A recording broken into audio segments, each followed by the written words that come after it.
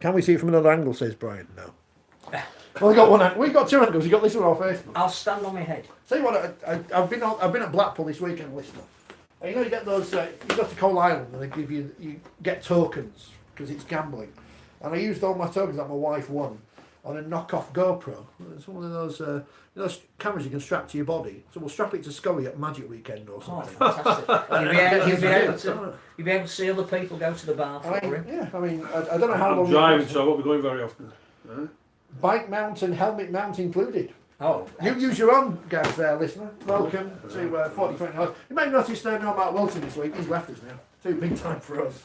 Well, he's having a well-deserved break. Yeah, he's on holiday. Currently drinking a what the Peroni in. I was going to say pina colada, but he's not kind of. Benidorm. He'll be in Yorkshire bar. What? It'll be a bit of Panatelli's, won't it? What's that? The Yorkshire pub. It'll be Benidorm, isn't it? He'll be wetting his Benidorm, money, not Barcelona. He's had a big weekend. He'll be wetting his whistle. Yeah, imagine that everyone else was in Barcelona and he got sent to Greece versus Norway to learn all those Greek names, which I understand was a great game or an entertaining game. I didn't see it because I was in Blackpool, and then in Blackpool, I saw him. He was there. Just some breaking news to start with. Go on. I know we never introduce ourselves, do we? I did start. I've got the idea. Well, the other thing is we've still got someone to come, but there will be a little mystery guest, another person who's written in this month's Forty20 magazine. Breaking news: Danny Maguire, who was on that list of Leeds Rhinos potential targets. You know, like Peter Snowden election night used to have the list of targets for the various political parties, and Leeds is basically just a list of any halfback that's ever lived. Yeah. He's not leaving Hull and he's not leaving at the end of the season. He's going to be in a recruitment position once he retires, whatever that means. Okay. He's taking Jamie head Peacock's, of recruitment. He's taking Jamie Peacock's football manager job. Sid, who is, I can't believe, Sid on Twitter, if you don't follow him, he's worth a follow just because people are idiots, right? And people fall for it. He's a fisherman. Haven't we learned our lesson from our last relegation? But the great thing is he gets the intelligent people or the supposed intelligent people. Could I just say? Yes. That I reckon this has been one of the great weekends for Rugby League. And that depending on how you capitalise on it, because the history of the sport is littered with opportunity missed. But if you stand back and look at what we've seen and where it's been played and how good it's been, this could be a weekend where the sport could take a step into the future with positivity. Careful. Well, don't want to steal other people's gimmicks. I mean, we'll miss some out, but you know, irrespective of the result for the home team on Thursday night, the opening of a facility that I think genuinely is the best in the sport in this side of the world was fantastic. I think we saw two games on Friday that was good as we've seen this year. Brisbane and the Roosters over in the NRL, and then Saints and Salford, which must have a claim for being the best game we've seen this year in Super League. Certainly, absolutely glued to the set while that was on. The changing fortunes of Saints running away with it, Salford coming back, and Saints nicking it at the end, and it being full of controversy as well. That was captivating viewing. You mentioned the international between Greece and Norway. That's the next step onto the World Cup. Again, I think both nations equipped themselves magnificently in London, and it was a great spectacle. It was being back to Norway. I think the first time that broadcasters over there have had a chance to look at their national team. But again, the hero was an 18-year-old hooker from South Sydney who had bonded with his Greek teammates and found out all about his heritage and was the star man and the difference between the two teams. But again, Greece ran away with it in the first half, and absolutely heroic performance from Norway in the second. They won the second half, so everybody got something out of that. I think you'll tell us all about Blackpool, but watching it from afar, I thought the essence of what that is about. You know, it's a weekend of camaraderie. It's something for the players. It's a stage that they don't normally play on. I thought that all worked, and again, we mentioned that Mark isn't with us, but credit to the host broadcaster for trying some new combinations, both on commentary and summarising. I think that added to the weekend. Enjoyed that. And the big one, I guess, is Barcelona. That on Saturday afternoon, we were, those of us that weren't fortunate enough to be stranded at Manchester Airport on the way home, watched with, I think, increasing awe as the sport proved what the sport can do. And one of the arguments against teams from supposed expansion territories is they don't bring away fans. Well, Wigan took 4,000 fans, which is commendable in itself, but the story was that the Catalonians turned up in over 25,000 in number. Probably, there were probably 6,000 or 7,000 avowed Catalan Dragons fans. The rest were clearly neutral, and they were there unfurling their banners of Catalonian independence and getting behind the idea that there was a big sporting event being played at, I think you've called it, a cathedral of sport. Well, apparently so. I think Steve McNamara went even further. Just to clear something up about Barcelona before we get stuck into things, because I know a lot of people getting upset on social media, as is their wont to do, including ex-players who seemingly have conspiracy theories at their front of their minds. Forget Mulder and Scully. The two crowd figures at the Camp Nou, some say Nou Camp, some say Camp Noi, 26,000, whatever it was the paid attendance. The 31,000 included tickets and whatever else that had been given. And the argument people are having, every club counts. Every season the argument's irrelevant on the basis of the fact that either of those attendances would have been a new Super League record. But if 31,500 people were in there, let's tell everybody that 30. I think the other thing about that game was, with the greatest respect to Wigan, I think Catalan needed to win that, because it needed to justify to them that this concept works. And I think it did, and the manner in which they played, for any of those who turned up and had never seen a game of rugby league before, they will be tempted to go back. It was a really, really great Catalan performance. I'll tell you what as well, then, Phil, because since Super League started way back in '96, and they've been calling it Super League Europe, so now still in the official after that success at the new camp or Camp Nou or Barcelona, whatever terminology you want to put on it, to be honest with you. So now, keep it in Barcelona for maybe next year and the year after, and then Portugal, they have big football stadiums. Why not take it to Portugal and then take it to Italy from there and let's... I think what we've proved, and we've done it before, we did it in '97 in the second year of Super League, that we need to go on the run. We need to sell this product. Right, this is what I'm saying, and now you've mentioned... And it doesn't just have to be Catalan every time. Exactly, but what you've done, you've mentioned the way the game has been this week, from our side, Leeds, all right, on the field, shambolic, but off the field, when you look at that magnificent stadium, anybody goes to that stadium, they're being envied. And so there should be 45 million quid, but it's all about what's on the field at this moment in time. Not very, very good. And then you look at Friday, okay, we didn't see the NRL, but Saints, Salford, that was rugby league's all about. And then we look at the Bash, the Catalans and Wigan. And as you've just been saying from there now, and not just the quality of what the game was producing, now is the time, surely, for our marketing men, and surely now for our guys who should be telling people what a great sport we've got, promoting the sport, what we have. It's all right saying, yes, the crowd's this, the crowd's that, what have you. Go out and tell everybody. Don't just tell people who know and see it. Go out there and attract new people. And when I'm reading Martin Sadler's here now, and also to congratulations to Ralph Rimmer, and the RFL. For the Bash. I enjoyed the Bash, I enjoyed every game from there, all in its own purpose. And I tell you what, boy oh boy, I can't wait for the Halifax-Bradford game in 2 weeks' time for the quarter-final, because they did get... Oh no, because I saw some Bulls fans on Saturday leaving the stadium as I was on the way back to the hotel saying, how can you get excited about playing Halifax? Oh, well, come on, get on your facts. To say that was a brilliant game. But also too, as my colleague Martin Sadler said here as well, and now again a time for the RFL, because we know what's going to happen with the Sky deal in 2021. Surely that is for the marketing guys, for the promotion guys at the RFL, get ripped into some TV people, get ripped into the ITV4 or Channel 4 or Channel 5 and show them what a great product we've got at this level. The regular season highest attendances in each competition now are held by what we would call expansion teams. So the Dragons now have this 31,555, and in a regular season game, not a Super 8s game or a qualifiers game, but in a regular season game, the championship record is currently held by Toronto. And we've heard today that there's a slight window of opportunity for more teams to come in. Ottawa can possibly be in next year in League One. I think they've still got some more due diligence to do on that. New York have been told to reapplying 2021 if they want to come into League One, which they've already said is the timescale that they had in mind. So there's some doors opening in the sport at the moment. I think the fact that the Aussies took their magic concept to Brisbane, got a far in excess of what they were expecting. They're now saying, well, they've already signed to take it to Brisbane next year, but that's a product that they want to take on the road. So, you know, Origin's going to Perth, Magic could go to Perth.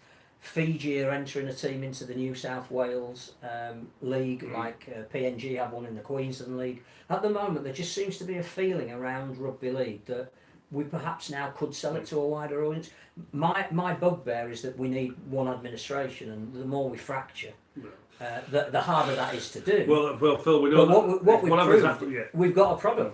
We have got a problem. We've had that. Whatever's happened has happened, and as we know, the split with Super League and the RFL now. But one thing for sure from also what the weekend at the Bash was, because I've said when I was at Keighley, involved at Keighley in the League One, if you don't win your A game week in and week out, you're going to get turned over. But also too, what I sensed on Saturday and Sunday from all the sides who played well, the players love being on television. They absolutely loved. They don't get it very often. Exactly, and I think as well, we've been on television. You know, they up the ante a little bit, the performance, the consistency from there, and I'd say some of the games were fantastic, and also as well the players themselves with interviews what they gave, very professional. Because as you've mentioned, they're not on television that often, but I just felt this year's Bash has been the best, and I tell you what, long may it continue. And if Sky don't want it, well, I tell you what, as Martin Sadler said, surely now the RFL can go to other broadcasters and sell the greatest game of all. It started well with Toronto against Toulouse, because again, two teams that love playing the game, and you know, if you're going on away attendances, there shouldn't have been anybody in the stadium, but I think quite a few people got there early because they wanted to see that game. They knew the importance behind it. They also knew that they were going to be entertained, and they were. You were there as well, and even before that, perhaps wasn't as well advertised as it could have been. Sadly not, no. There was a women's academy game, and then on the Sunday there was it was the men's academy on the men's academy and the women's. Saturday, the women's Origin on the Sunday. Which again makes it more of a weekend and gives young kids and women the chance to sample that atmosphere in a bigger stadium. As Ralph has said, it's an all sports event, apart from Super League and League One. But I'm just nitpicking.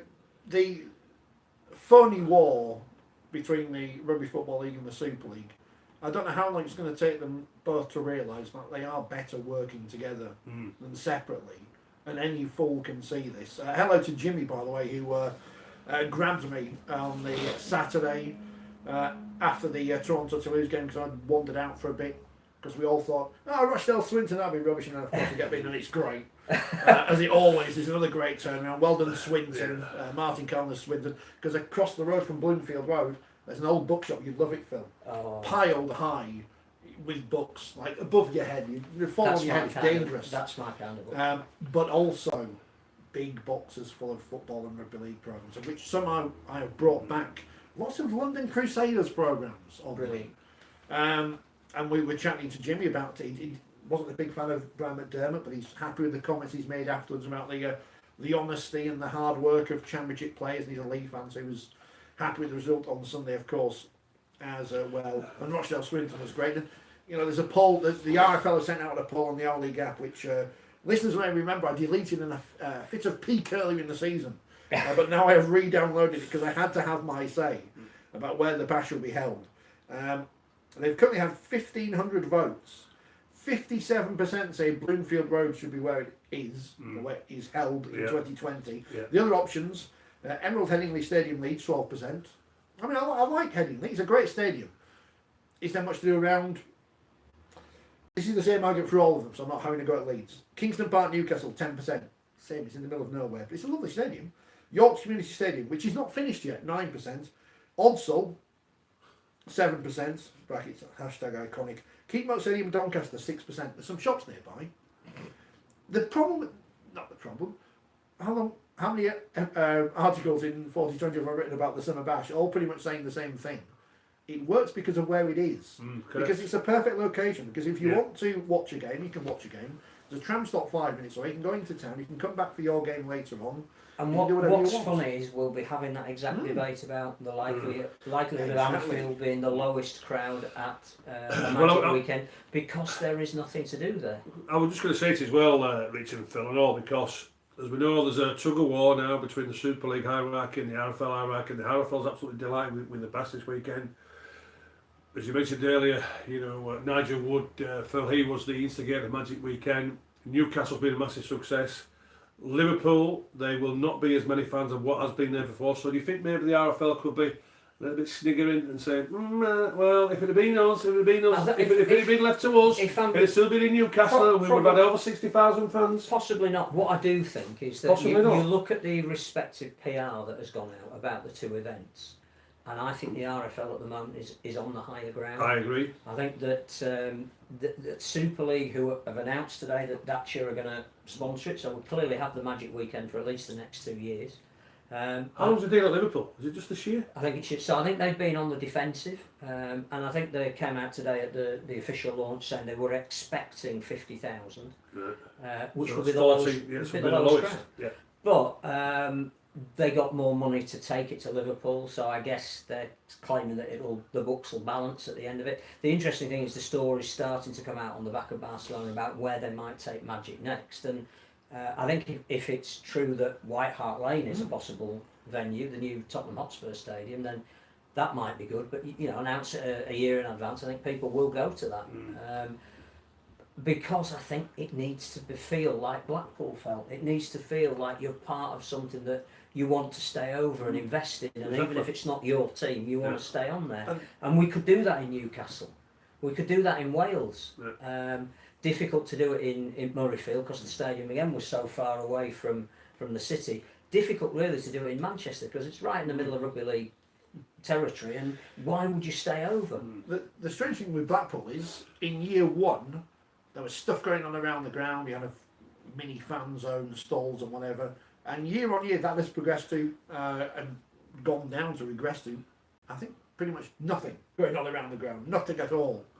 But that doesn't matter because yes, 15,000 there, so it was the second lowest attendance in the history of the event or whatever, but pretty much apart from last year it's all been 15,000, 16,000, so it's all the same number of people pretty much. You had Bradford, you had Widnes, you take away London, you're going to get more people there. It's interesting that without having all the things around the ground, still people go because they want to go watch the rugby, because there's enough in Blackpool to sell to the people. It's a holiday destination. I don't think having a fan zone around Anfield is going to get people in or not. They're going to go and watch their team and go home. A lot of the coach trips organised by clubs are the same thing. Interestingly, on Wednesday, we've got an opportunity to speak to Rob Elson. Have you had the email, Phil? You have. That's good then. Which I think I'll be taking up. So I don't know what I'm asking. You can be our Forty20 representative. Yes, what can I say?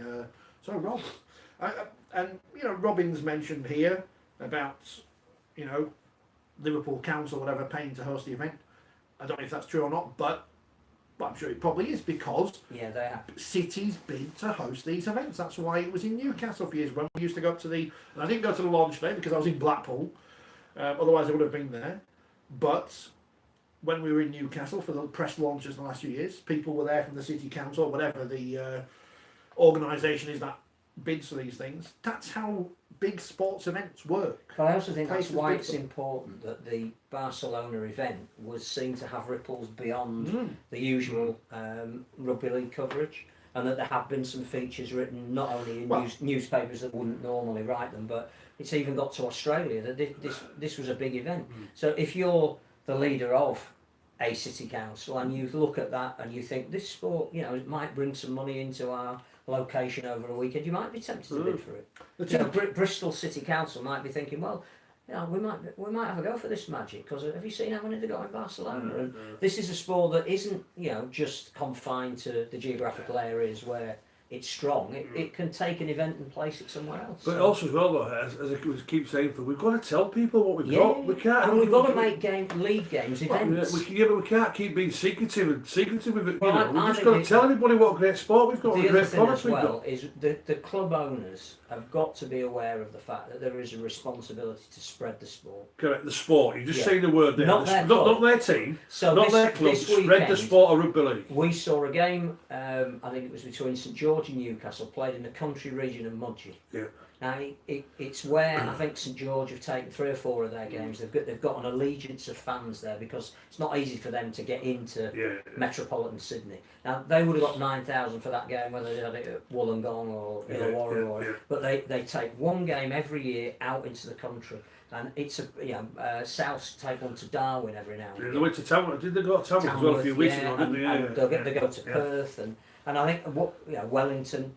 What we need to do is take a leaf out of their book and say, look, everybody takes a home game somewhere where there's a benefit for the sport. Yeah, I agree. And even if we do them as double headers, so we can think of maybe a few geographic. Nottingham, for example, I think will be right for rugby league. If you were to take Leeds against Castleford and Wigan against Warrington to Nottingham as a double header, I think no club would lose money on that, but the sport would benefit. You mentioned it before, and we used to have it a long time ago, seemingly in the 90s, and then we got rid of it. The on the road fixtures. Why not have a game at Tynecastle or whatever? We've seen Barcelona work for many various reasons because it was taking people from.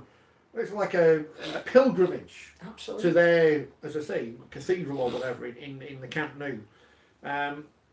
If we say, right, we're going to play a game here in Bristol, as you say, or Edinburgh or wherever, and sell it as an event to somewhere of strategic value, where ideally on the undercard you could play a game from that area. So if we go to Bristol, then the Gloucestershire All Girls will play a game on the undercard against Torfine Tigers of Wales, so that everybody gets a buy-in to what we're doing.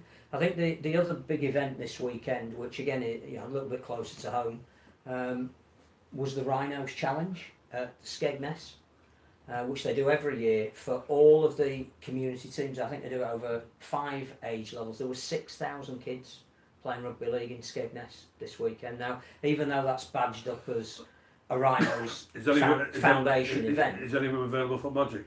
No, but what you got were teams like Eastern Rhinos of Colchester came up, and you imagine those kids. Are they any good for first team this weekend? I don't think they've signed them. But you can get on a coach as a 12-year-old in Colchester, spending all weekend in Skegness at Butlins, but you're playing rugby against teams like Alton perhaps, or West Hull, and you're getting an education in rugby league, and you're mixing afterwards, and all the players go to a presentation. Now all of that, you cannot put a price on that.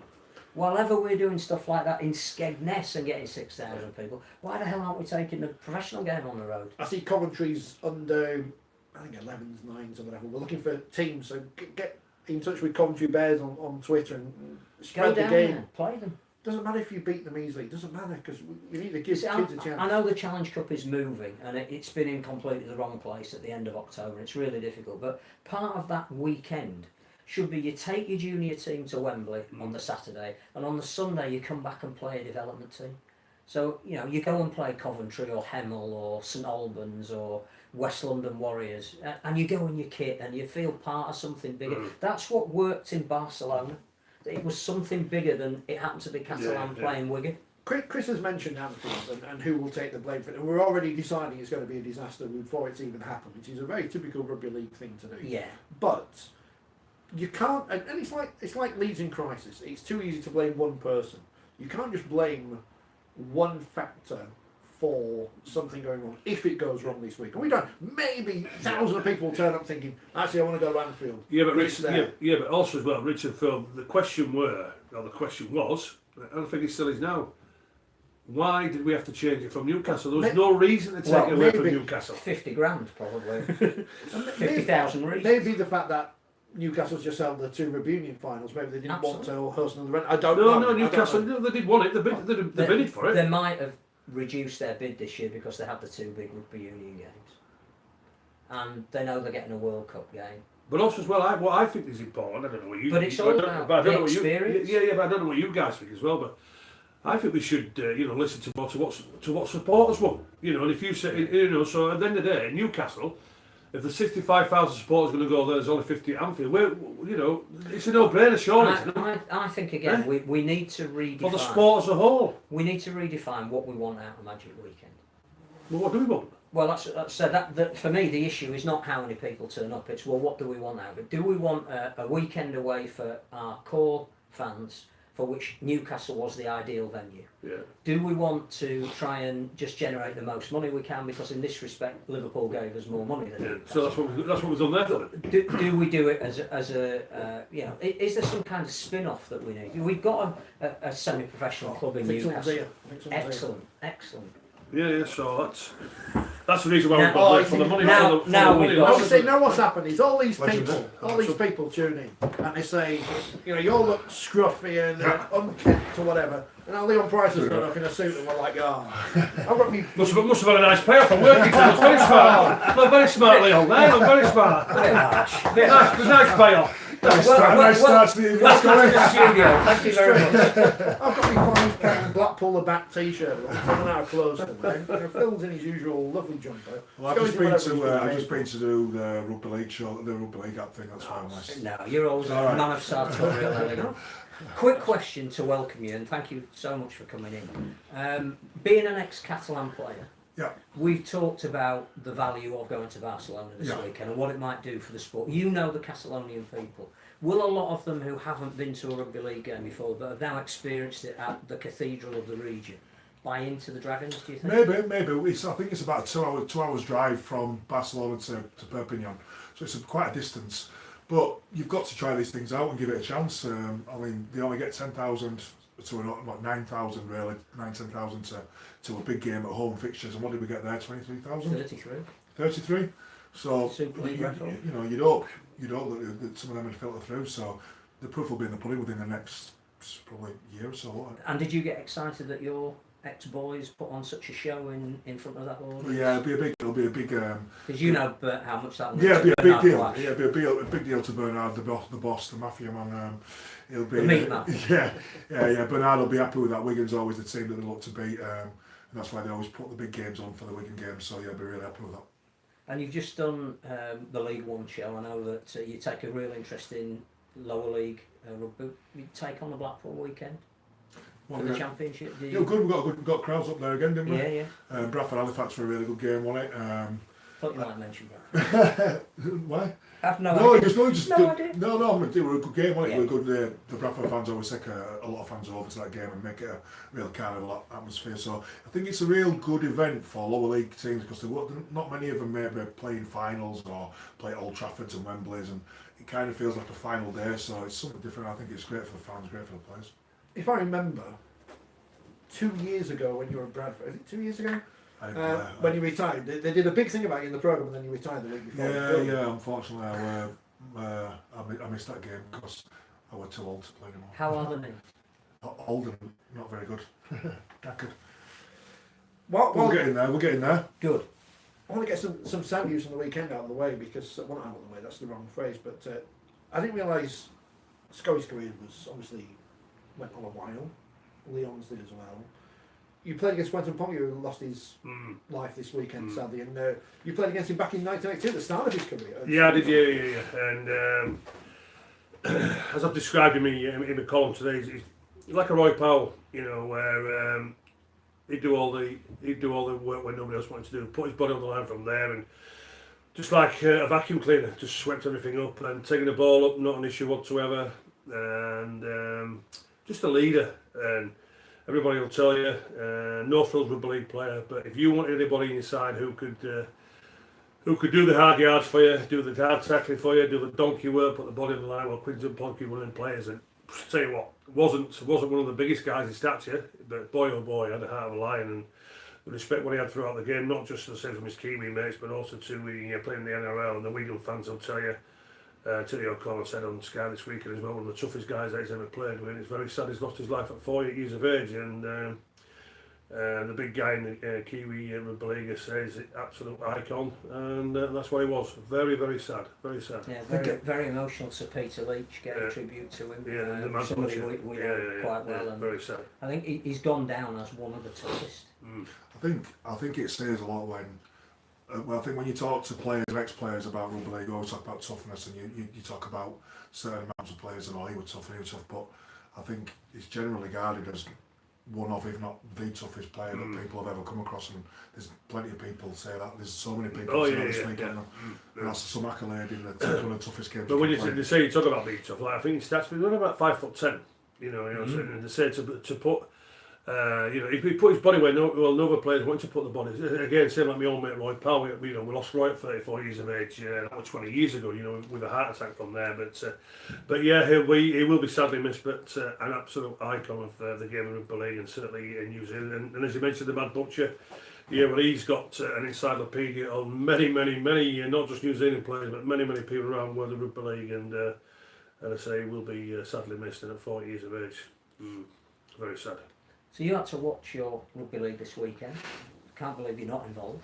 But we were said at the top of the programme that we think this could be a seminal week for the sport, in that a lot of that's happened this weekend has projected it in a real positive Absolutely. manner. Did you sit there thinking, if we get this right, we could do something with the sport at the moment? Yeah. I just think I think a lot of the times in rugby league, we've got this problem that we always try and compare ourselves with the sports. We've got a lot of negative people that like to always look at the worst side of things rather than the best. And it always That's feels... part of the northern side. Yeah, just part of us, it's part of the way we act. Sometimes, and you've got to be positive about things. I think the Summer Bash obviously will be fantastic, and then we've got the Magic Weekend coming up this weekend, and just try and take the positives out of it, let's put it that way. Just try and be positive about the game. Stop comparing ourselves to rugby union, because we're not the same sport, and try and make everything that we've got better, and try and keep moving forward. And it's just too many negative people. And the Challenge Cup's had a boost as well. We know the key result in the previous round was a wonderful one at Oxford. My team versus your team. My team versus your team. It was great for the sport. It was great. Score. It was great for the Score. Get lost. Get lost. People come up to me and they're worried. I said, what are they worried for? We're going to beat them before. Yeah. I know exactly how you celebrate on Twitter. Don't worry about that. When I predicted Leeds by 30. You and your brother. I saw your kid. And you were like that. Another one you got wrong, Scully. Another one you got wrong. That's not news, though, is it? Just go against it wrong. But hindsight's a wonderful thing. The Challenge Cup, which I know is a competition that's very close to you, and you've had some of your best memories in the sport playing at places like Wembley. To have an event like that where 1 million people are watching it on the BBC, where there's the underdog wins, where there's over 10,000 in a stadium that hasn't hosted 10. Again, that's something that, with what we've seen this weekend, we need to move forward. We do. I think the big thing is, like saying there, 1 million people watching on BBC. Yeah. It's of real big importance for that time slot on the day that we get it right at the right time. Because when I grew up, when Sky wasn't about, or when we couldn't afford Sky in our house, so we'd have to watch the BBC. But you'd always know Saturday afternoon or a Sunday afternoon you could watch rugby league, and that's what people like me who grew up watching. Ellery Hamley, Martin Fires, Scully's, people play. Did you play Wembley Square? Yeah. Twice. Didn't win there. No, he lost that. You're watching all these players I grew up who were mine, who you look up to. It all started on the BBC. All started with the Challenge Cup. Ray French, and you grew up with them thoughts in the back of your head. I wanted to play. My first thought, I want to play at Wembley. I want to play at Wembley and score a try, and not to play for a club, but I wanted to play at Wembley, and that was through the Challenge Cup being on television. And in terms of something else that's coming back at the end of the year, which again we need more information about, Great Britain is back on the agenda. That's fantastic, yeah. So we're building up at the end of this season to a tour, which again I know, if you were to rank your memories, the cups and the medals and the teammates are one thing, but pulling on that Great Britain shirt, nothing meant more than that to you. Well, looking at it now, probably it means a lot to me. But at the time, I think everybody's different. But for me, we were like, right, I want to play for Bradford. I want to get in the first team. Then it's like I want to win a Challenge Cup, and then you kind of just go along. In my head, I was like ticking them off at one at a time, and you're always looking forward rather than taking it in. But now, when I look back and I think, the tours that we had, and I played for England when I was 18, and played for Great Britain the year after, it's a massive achievement and something that I wish I'd have enjoyed more at the time that I was playing. I think you just go in a mentality of just, ticking off games and playing, and you feel like your career's going to last forever, and it's week after week after week, and especially when you're young. I think you're not getting injured, and you think you're just think you're going to last forever. But yeah, it's 2006 tour when we beat Australia down there. That was fantastic. Brian Noble coach. That was a really good tour. 2008 were an absolute disaster. Really unenjoyable. I think there's more to a tour than just going and playing. You've got to go and enjoy the group of people that you're with. You've got to go and see the areas, go and see where you are, and socialise and mix. And I think the 2008 one were an absolute nightmare. 2006 was your brilliant suggestion that Blackpool was bigger than Bondi. That's why it was so good. Blackpool were back, was it? Yeah, we're good. Yeah, well, I got some right hammer for that. I went into that game like a bag of, like a nervous wreck, but luckily we won. So we became the last team that's beaten the Aussies on the Aussie soil. You've beaten them Aussies. Scored. How many times? What? How many times? Leon. How many times? I'm asking how many times. Well, you have. How many times?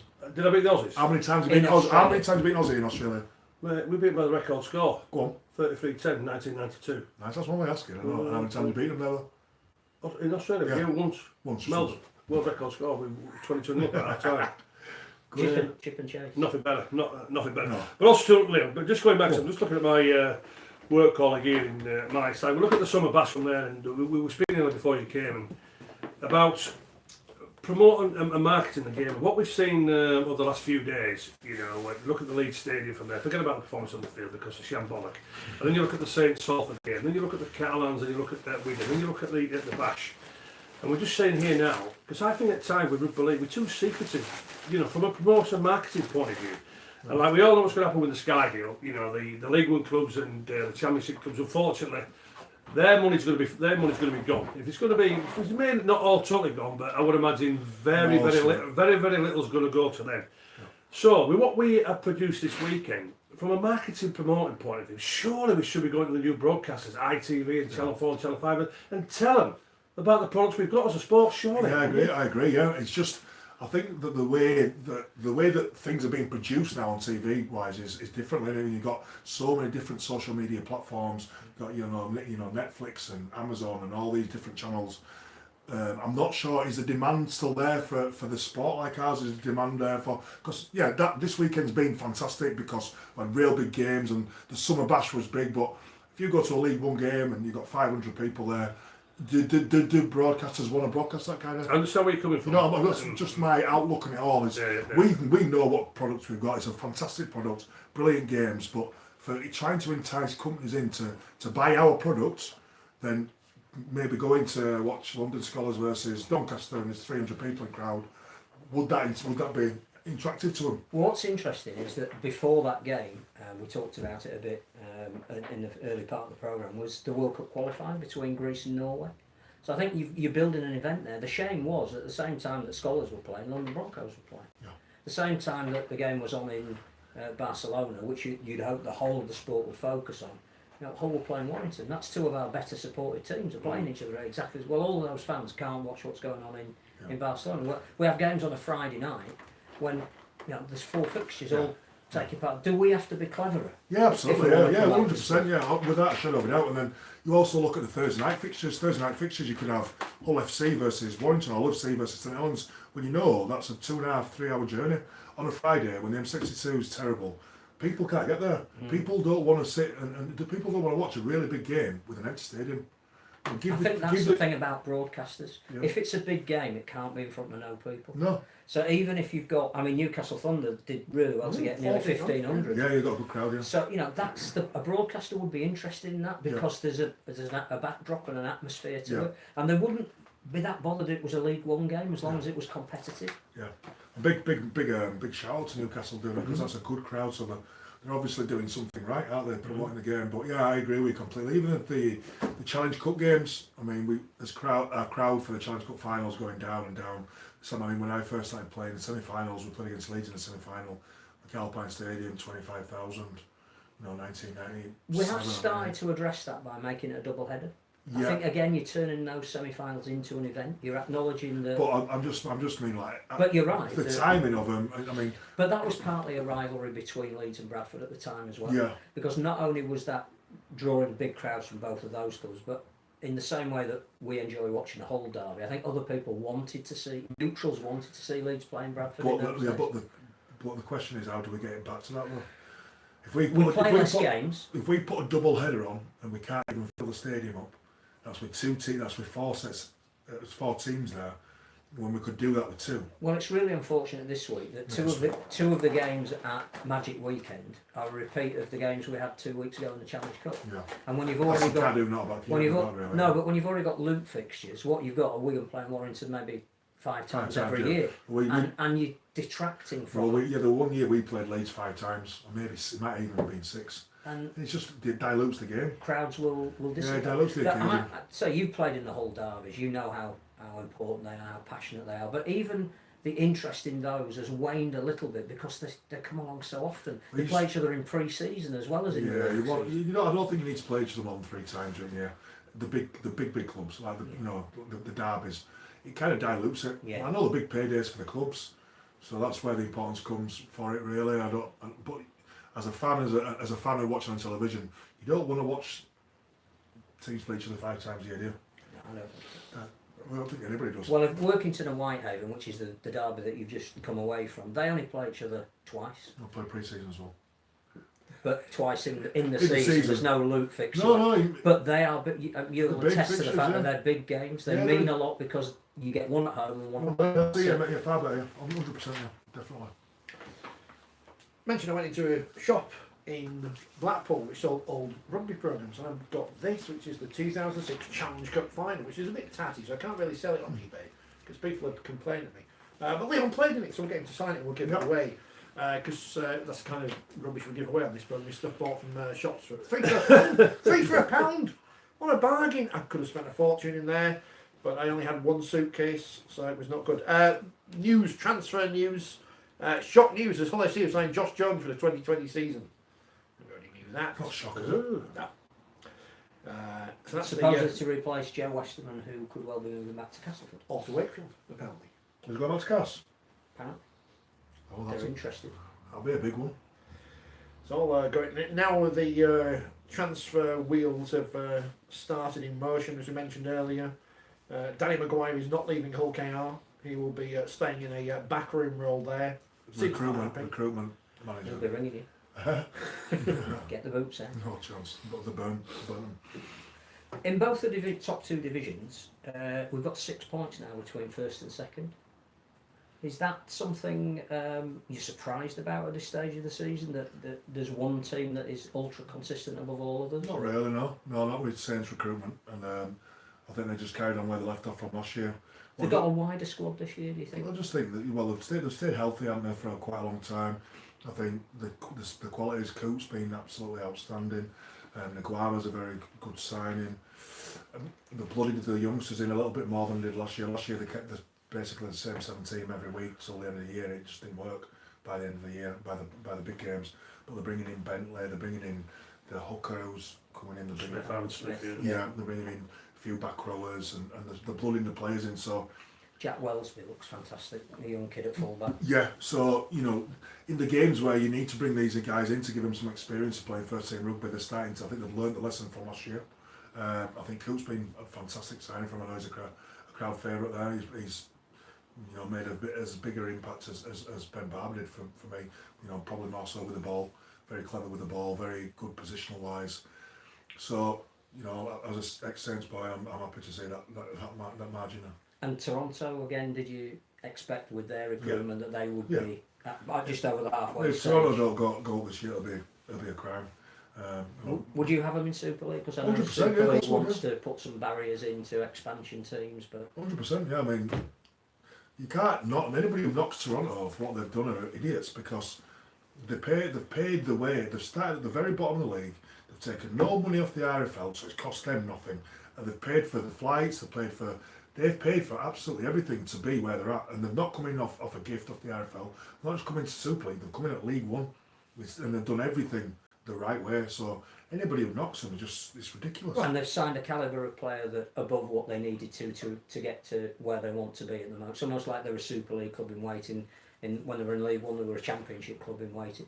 the young Leon Price had been offered a chance to the broader experience to play in Toronto, would you have taken it? Would you have considered it? Not the young Leon Price. I think Leon Price, when I went to Catalan, 27, 28, once I fulfilled my dreams of playing, Wembley, and because they're a team that are growing, they're a team that are building.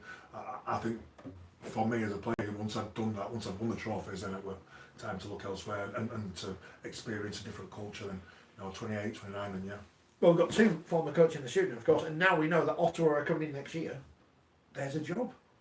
You fancy that one's going? Fancy it? No. Have we talked about Leeds yet? No, we're saving that till after 7. Well, because we wait till 7, he has a rant. I don't even know what I tend to cry. You'll back him up. I would drive it up here. I'm thinking, oh God, I better get there. I'm thinking, I hope we don't miss the Leeds bit. No. We've saved for you, don't worry. So Ottawa definitely in, are they? Not definitely, but there's still some, I think, final hurdles. They're in. Well, New York kind. The actual wording doesn't say they're in. Does it? It says they're in principle. So Right, I think there are another okay. couple of things. It's different with Ottawa because they bought Hemmel's licence, so Right. theoretically they're already in because they've got a licence. Okay. But I think there's still 1 or 2 things they'll need to fulfil, Okay. financial guarantees, that kind of thing. But there's money men behind it, though. There's money, but they've only got about 8 months to recruit a whole team and the coaching staff, so that's not long. No. Well, they're going in League One, are they? League One, and then It's not New long. York have been told It's to come back in To be 2020. fair, he won't take him long to recruit for League One. No, well, I was going to say you would know Yeah. if Take 2 minutes. if Eric rings you. You available? Absolutely. Coach? Oh yeah. No It'd be a team full of journeymen, then, won't it? Not if Leon's coaching. The Well, attractive if you've only got, rugby- but for League One though, if they got, are they going full time? I wouldn't have thought. Well, they don't have to, but If they go full time, you'll blow people away that way, just like Toronto is. well, I think we'll put your CV forward. Thank you. Get See if somebody will give me a job. You miss it at the moment? Not too much. No, I don't miss it all. If I'm honest with you, at the moment, I've spent a good part of 18 months being up in Cumbria 4 or 5 days a week, and I've got a 19-month-old baby boy at home, so I spent a lot of time away from home. I'm another 2 kids and my wife, so I spent a lot of time away from home, which you've got to do. It's with the part of the job I knew when I signed there, but to enjoy a bit of time back with my family now. Tell you what, the Cumbrian people are absolutely stoned by me out the back Rugby League. Yeah. Yeah. I'm there quite a bit, whether it's Whitehaven or Workington or wherever, Barrow. They're just absolutely mad out there. Love it, yeah, absolutely. And I think a lot of it's to do with how far away they are from the kind of Super League exposure. Do you feel as though it's been neglected up there? I think it's a crime. I think it's a crime that not one of them. That there's not a Super League club from there. Even if it were Cumbria, or if it was West Cumbria, or just a franchise. But I think it's very different up there to how it is down here. A lot of the players, they all work at everybody works at Sellafield. Yeah. So people on good money as well. People are on 35, 40 grand a year before rugby. So the rugby is just a little top up. Whereas you can't pay that wages. No, like if you said to somebody from Cumbria, right, I've had a look at you, you're pretty good. Do you want to come down here? You're going to play first team. We'll give you 20 grand a year, but they're on 35 grand a year already. There's not the money in the. People know that there's not much chance after finishing rugby just to jump into a 35, 40 grand a year job that they've already got. Mr. Kukash as well, there was talk about him going up to Cumbria and That fell through a minute. did they have a meeting with him? Did he ever come and work? No, I heard about him coming up, but he never materialised, did it? No. I don't know, did it? No, I don't think it's materialised. Well, he's moved on to Liverpool now, hasn't Yeah, but it was on about Cumbria Lakers Cumbria or Lakers, something like that. But he never came to Workington or Whitehaven or whatever. he? I think the important thing, and I think Scully's mentioned it before, is that when the World Cup was staged in Cumbria in 2013, and that was mainly Scotland games, 8,000 people guaranteed start because they were seeing the stars of the game that they don't normally see. We talked about games going on the road, and that there should be an obligation for the Super League clubs to take at least one of their fixtures. I think that'd be good. So Wigan Saints are up in Workington. It'd be massive, yeah.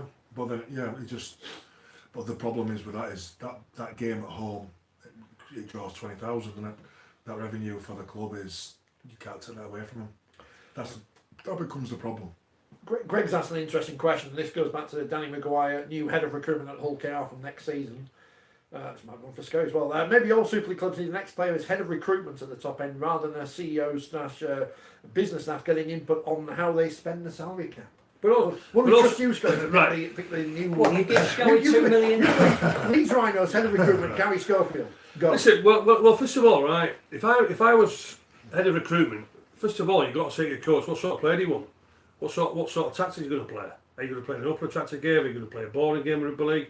Are you going for size? You want pace? You want creativity? You know, so... Don't you need all of that? Well, you do, but one coach might just want to play a boring game of rugby league.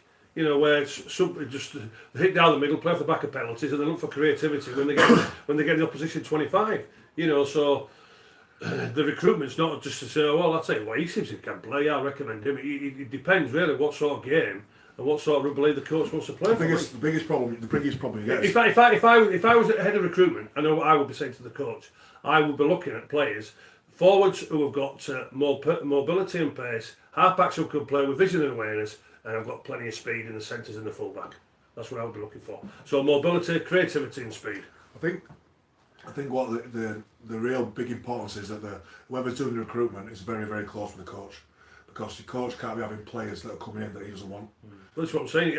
That's where it gets stopped. You've got to communicate with You've got to communicate. That's the way it's worked at Wakefield. Of course, you've got to communicate. There's been an acknowledgement that perhaps they don't have the same money to spend as other clubs, but the relationship between the guy who's paying the players and the guy who wants the players is very, very close. Well, that's when your communication breaks down.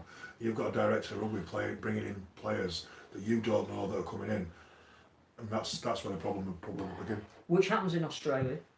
Happens everywhere, in every sport. Coaches tend to be given their squad rather than... Well, in the other sport, in football now, the sporting director, he tells the coach, these are the players we're bringing in, and you've got to make them better players. And he don't want them. You know, so how can you work like that? There's not many there, though, in football. Oh, yeah, there's a few of the big clubs. Oh, Leon now, they're the big clubs. Oh, they're all, the big clubs, they're all at it. They're all at it. Yeah, just a sporting director. He picks the players, and the coach has to sort it out. As long as you know that when you first sign your contracts, fine. Don't be kicking Leeds United. No, that's it. Although we were thinking about selling Leeds in crisis t-shirts outside on the road as well. Well, they're both in crisis now. Yeah. I mean, football teams have bottled it, and Leeds Rhinos. Said a man whose team was relegated. Yeah, I know, but I'm not a big. I'm a Bradford City fan, but when they go. I like sticking in the boot to Leeds because there's so many passionate Leeds United fans and so many fans from Bradford that support Leeds as well. That's illegal. Shouldn't be allowed. Shouldn't be allowed. When you're born, if you're born in Bradford and that's where you're from, you know not to support Leeds. You know not to support Leeds at anything, no matter what, at any time. That should be indoctrinated. I hope you're doing that to your kids. Yeah. Scully supports West Ham. Our friend Steve. I don't follow football, but my team is. Stephen Wakefield. He says, "Can you give Paul McDermott a shout out? You met him on Saturday." There you go. Paul McDermott. His favourite McDermott. As the lad, St Helens got the luck last Friday, and the last try was a terrible error of judgment. The top teams get the look and others suffer. I ban video referees for good. I think one of Super League's top players, one of Scully's favourite players in Super League, wasn't too happy with the video referee. Who's his favourite player? Mark Sneed. Good job, video ref. There for this decision. Laughing, crying emoji, laughing, crying emoji, laughing, crying emoji. I missed the game. Did he get it wrong? I didn't see it because I was in Blackpool. I was at a Eurovision party. It was contentious. Did he give the try on the spot, though, didn't he? Yeah, he gave the try on the field, and it looked as though Batchelor might have lost contact with the ball as he went over, but not sufficiently for the video referee to overturn it. I tell you what, you've seen worse given by so-called fingertip touch or this sort of thing. Me, I would have given it.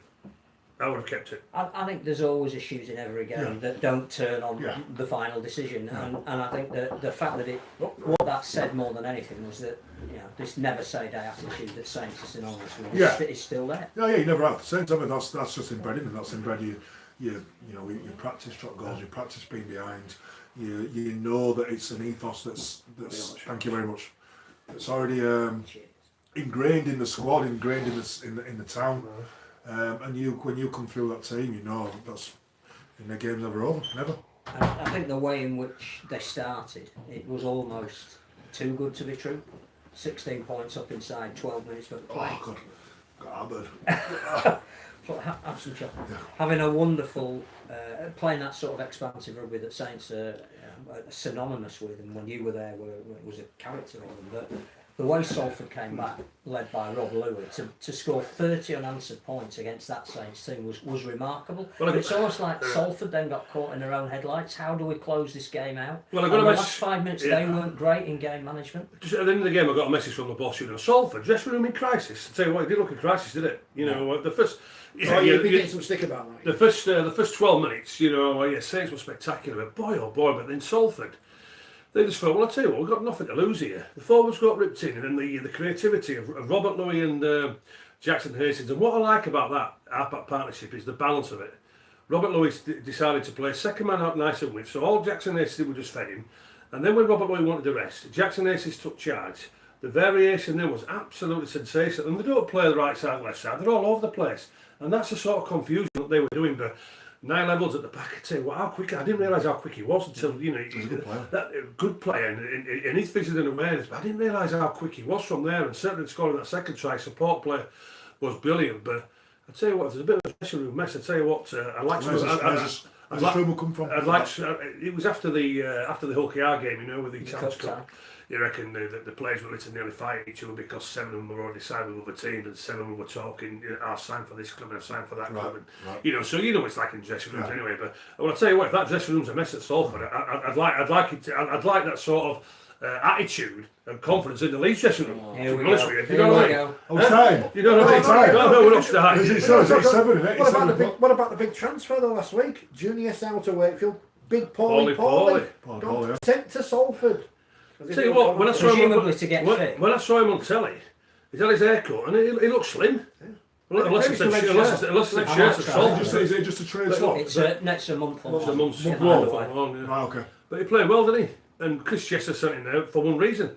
Obviously his attitude's been on because he wants to kick up the backside. So he said, well, go on then. Go prove yourself over there and we'll see what happens. I think if Wakey can keep hold of... what have they got? The centre? Junior Sow. If they can keep all the Junior Sow, that'll be a really astute Well, they need a centre, don't they? And they've let Mark Horrow go today. Just in How's it gone? It's just released by mutual consent because they're bringing in a big second row from Manly, apparently. My understanding is he was retiring at the end of the season anyway, which was why they got upset about the Wakefield Express saying he was not offered a contract, but he was retiring anyway. So, in terms of dressing rooms that might not have that spirit and togetherness, we is won't it name time? names, but obviously there might be some around that clearly have that missing at the moment. How do you gain that? You'll have been in. I've not been. Because Scully says you can't. It's me you can't coach, and it's something you've either got or you're not. I think the thing is for me, when I played 7 years at Bradford, we nearly won every game. Played 6 years at Saints, nearly won every game. You can't be in a bad dressing room, in my opinion, if you're winning games. Like if you're winning week in, week out, there's no arguing, there's no bitchiness, there's no idiots. It's a pretty united group and the teams I've played in. So it's not something I'm really experienced at. Every team I've played in have been. But you've had to create the right dressing room at Workington as well. It's not just about bringing in players. It's creating the right atmosphere for those players to feel as though they're enjoying themselves. Yeah, I think it's the players that manage. You can bring players in, but it's the players that manage the kind of the ethos of what they want, of what's acceptable and what's not. The players have got to manage that. If you're turning up, there's only so much a boss can say. There's only much. If you tell a player to be on time and he keeps on turning up late, you can find him so many times. Then you can either sack him or not. But if the players are coming up to you and say, "Listen, it's not acceptable here," and they run it and they keep you in order, I think it's the players are just as much as anybody else. I know that when I were at Bradford, I were terrified of your Jimmy Laws, Brian McDermott. What was Brian like for a young kid? Well, intimidating. You just won't mess with him. Just show him respect. You won't, would you? Like when you're young, when I come through, and probably worse in Scotland there when he comes through, you know that the big guys, the senior guys, Bernard Dwyer, Stuart Spruce, Mike Forshaw, Jimmy Laws, Brian McDermott, you just don't mess with them kind of guys. You show them respect. If they tell you to jump, you jump. When you tell you to pick something, you pick something. And then they accept you, and then you can come into the changing room, and then you're okay. And whatever them guys said, you did. You don't question it. You don't even think about questioning it. Just do it. And that way, they're like you that you're showing them respect, and then they bring you into the group, and you're all right. Has that changed, do you think? Yeah, of course it has. On the full-time professionalism? It's not the same, is it? It's not the same. Does that make it harder to meld a group of guys? Kind of drifted out my last couple of years, I reckon. Young kids, you know, coming in with their hairs all straightened and flashing clothes on and driving around in blooming flashing cars before they even play the Well, first. it's like Scully, it's like two Scullys in the Well, at the end of the day, well, they're all pampered because I'm just going to ask you the question anyway. When you got into that Bradford first team, into the first team dressing room, because I started at Hull, and me and Gary Devote, we made his debut the first game of the season, right? And we played all the first team games, but on training nights we had to get changed in the reserve team in the A-team dressing room, right? And we wasn't asked until the following February until we could go into that first team dressing room. How long did it take you to get to that first team dressing room to get changed? But it kind of eased off a little bit then. But I started in one changing room where it were kind of mainly academy players, and I'd say it took me probably took me 2 years, 2 or 3 years to get into the other side changing room where it were more of a with the academy. When you made your first team debut, on training days, did you get changed in the first team dressing room? Well, once I played first team. Yeah. Oh no, we didn't. We weren't allowed. Yeah, that's what I'm saying. We older school than you guys. So Arthur Bunting came into the reserve team dressing room. It was a Thursday night, and he said, "Right, you two, you've earned it now. You can start getting changed on training nights." And it took in it so from August until the following February. On training nights, even when you played first team. Even though we're playing first team, on training nights we had to get changed in reserve team until we earned that respect. So that's what I'm saying. So like your generation, it would have been really tough. No. And each generation goes and gets touched softer, doesn't it? And then this generation is changing. Well, you've heard of stories, you know, when Brendan Hill came to Leeds, he came in first team. I'm friends with Brendan. Yeah, well, I know Brendan very well. He went straight to the first team dressing room and he put his clothes on David Ward's peg. Wardy came out from physio room and whatever. What's going on here? Just grab this clothes and slowly just straight in the dressing room. Dave Toppers did the same with Fred Arcoy. You know, you cannot go. As you just said, you said earlier, you've got to learn. You've got to. I think there's one way. I mean, if you shoved in the deep end, you've got to either earn respect by the way you play. But if you don't show any respect to your elders, I mean, it's just how most people get brought up anyway. It's just a general thing. But if the kids don't come in and show respect to the older senior guys, then I don't think it makes for a good dressing room. I think it's, for me, I didn't. Brian McDermott, Macca really looked after me. Robbie Paul really looked after me. The older guys liked me because they showed them respect. They knew I could play a bit, but first and foremost is you show them respect. Don't be cheeky. Do as they say. Don't come in and be too loud. Just keep your head down. And I would imagine Brian tested you on a few occasions because that's the kind of guy that. Yeah, he tested me all the time, but he liked me, and if he liked me, he looked after me and didn't give me too much stick. So. Right, then, we've waited long enough. Ah, yes. Phil's trying to avoid this. Right, I'm going to ask you the question. It's rotten. Right. Something is rotten in the state of LS. Right. So I'm going to ask you the question, and we know he's been gone now. I think it's nearly 12 months. But if Mr. McDermott was still at Leeds, would Leeds be in this mess? Definitely not. No. I think it was the wrong move to get rid of him. Right. I think. So you've seen Kevin's comments today, haven't you? And we'll talk about that. But if Matt Dermott was in charge, would Leeds be in this mess? I don't think they would. No. I thought it was the wrong move at the time that they sacked him, in my opinion. I thought. Well, it's proven not to be right, hasn't it? Because they've sacked a new coach within 8 months. No, not even that. Less. 14 games. Yeah, they've sacked a new coach within 6 months. So whatever they were thinking of doing has been wrong. There's no right. That is what Kevin has said. It was going in the wrong direction. Yeah. Well, I must admit as well, because when I've read Kevin's piece on it, he's not saying anything regarding with a new stadium because that's magnificent. But what he's saying, and I think I applaud what he's saying, because it's about time. It's about time we had some bloody openness about what's going on at Leeds from there. And I'm sure behind closed doors, him and now Richie Agar is back. Richie Agar, okay, people have inquired about the job, and they say, well, at the moment it's Richie Agar's job. But I would imagine that Kevin and Agar, because whether we like it or not, Kevin is part of the coaching setup. He's on the sidelines and everything from there. So he's part of the coaching setup there now. What's the openness though? What do you mean the openness? Well, just saying what's going on. The place is wrong. The place and it's eroded. And well, it's not off the field what it was, but he's on about from a point of view with the playing staff. And when you look at that playing staff from there, they're simply not good enough. They're not good enough. Well, it's proven it, hasn't it? I don't ever like to slag teams off or slag players off. It's not my thing, but it's proven in the performances and the results that they're not anywhere near what they want to be. And if I've watched the last 2 games, which is Bradford and Castleford, and realistically, the last game I watched against Cass and Bradford, for the first time I thought they're actually in a relegation battle. Like, realistically, they can go down. Here he is. And I've never ever thought that before ever in my life. Mr. sitting there with a tracksuit next to Richard Agar said, "We are not going to fix this overnight. How long will it take? Well, we're doing everything we can to change it, and I feel now in my gut that we're on a much better path. But like I said, the problems here have been deep-rooted. The place has been rotten, and it's been left to erode." Just before we move on from that quote, what can he possibly mean? The coach has got, because I was at Blackpool on Saturday, and the coach walked when past me. Alfader's the rotten bit go back, because The 2 Bryans walked past me, then 2 minutes later the Headlingtons walked the other way. It was quite amusing. so just depends on what he means by the places Yeah. go rotten. Like how far back does that go?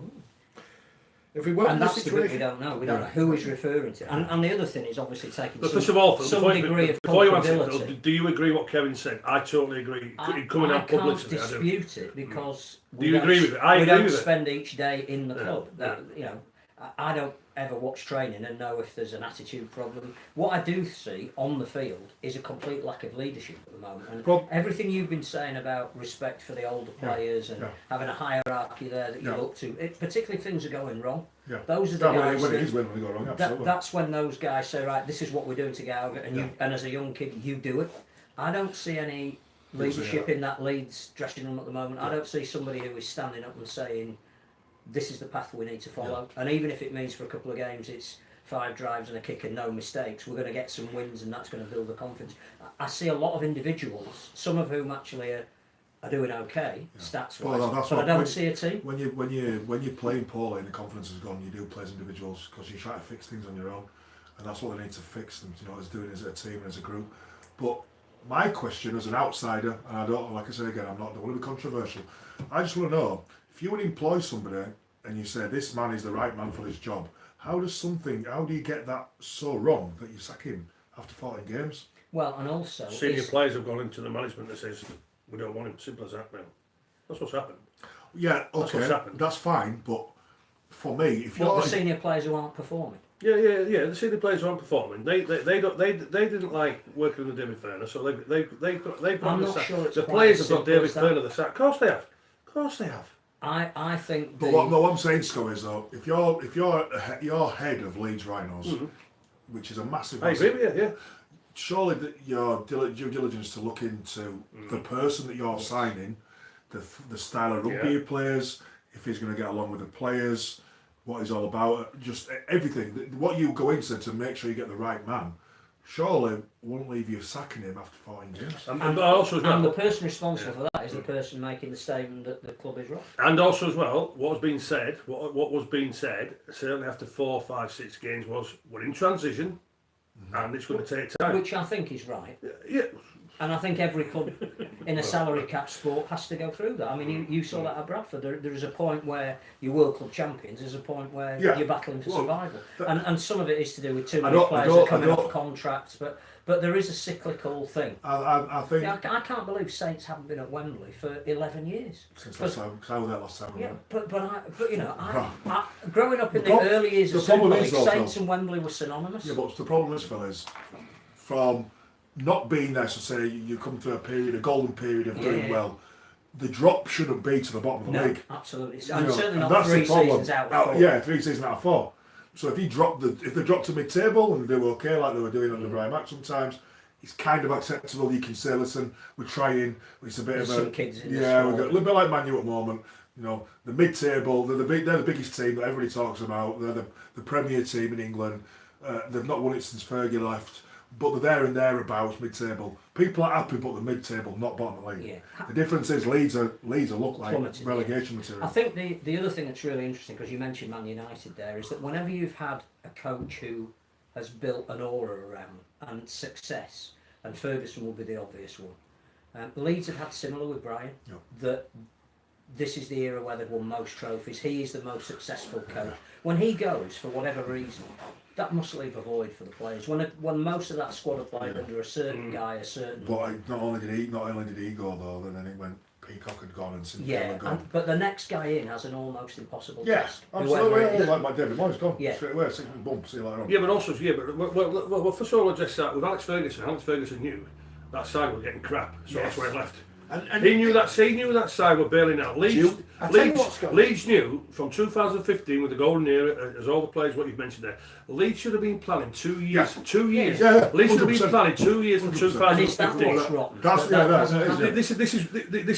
This is what Kevin's going on about. So that should have been planned So is he back in criticising 2013. Yeah, sure. Yeah, of course it is. Who Of course is it the is. guy Phil. who's paying his Of wages? course it is.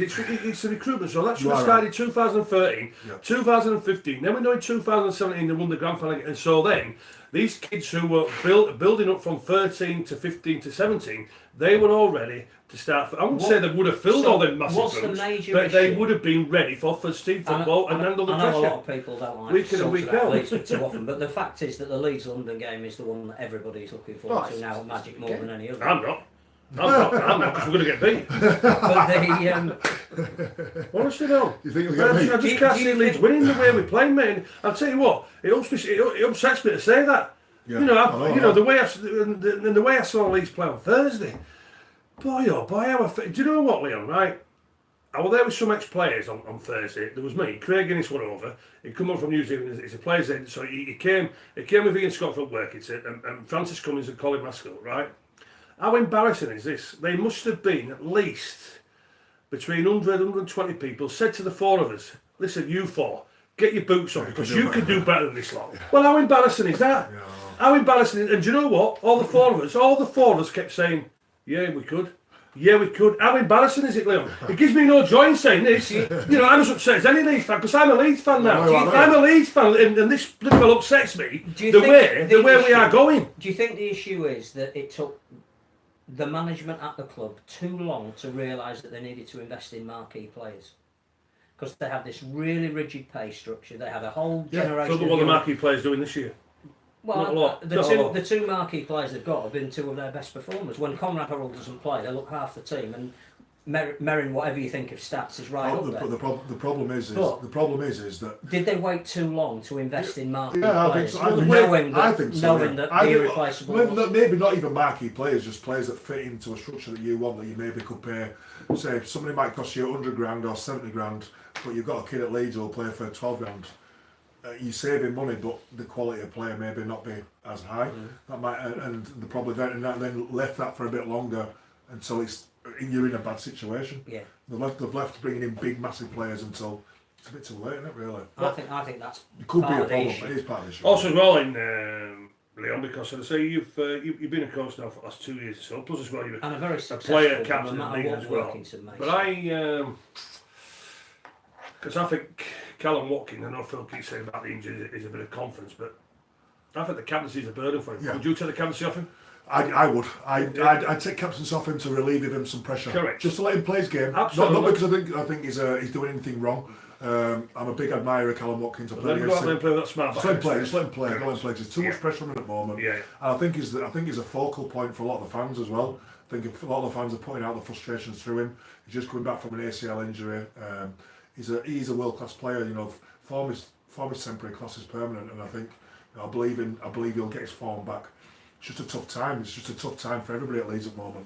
And he isn't a vociferous player. He's not one of the ones that's going to rally the guys around him with a passionate speech. That's why he should be captain for. No, but it's like we've said before. If he wasn't, who would be? When Kevin Sinfield If he wasn't, then who would you put as captain? it didn't stop Jamie Peacock being the guy who went round and rallied the troops. So I'm not sure that the captaincy itself is an issue. I think being seen as the captain of a team that's underperforming is an issue. But where are the... Callum's playing nowhere near the play what he is he? But where are the... Yeah. Well, I think what some... Well, I'm asking you a simple question then. Who would you put as captain? That's Who? what the thing about Who would you leadership. put? I would put him captain, and I think he's been one of Leeds' best players when he comes off the bench, and he was a 18 man on Thursday. I had a Cuthbertson as captain. I don't think he plays enough minutes. Well, no, but for me, he would play minutes for me. But I think if you want to get the absolute best out of a marquee signing like Trent Merrin, I think you bring him in. You say, right, it's your job to rally the troops. You're the captain. The man who picks the team, who we assume is Richard Agar, despite my hilarious stylings on social media about Kevin Sinclair wearing a tracksuit sat next to the coach and looking like he is, for all intents and purposes, the coach, on Richard Agar. We've been inundated with approaches, says Sir Kevin, which people still believe is true. But at this stage, we're 100% behind Richard. Everyone who's tried to make contact has been told the same thing. This club needs a period of stability. We need to get back focusing on what's important, and that's out on the pitch. I'm not one of these Richard Agar blamers for everything that's wrong in rugby league, because I think that's a silly thing to do. But if he's not going to be the permanent coach, shouldn't they look for someone who is going to be the permanent coach? I think they are looking. I think that if the right person became available, they would go and get them tomorrow. I think the stability aspect is right. They never at this point intended that David Furner would only be there for 14 games. And you do need a period of stability where the players are being told the same thing every week. And plus they're going to have to pay David Furner out. But I also think that if the right man became available... Sean Wayne's available. He's the right man for Leeds. Benny said he should be running the Rhino. I don't know if that's coach or captain. I'm going to say, I think, I mean, with Sean Wayne there, why would you not go for him?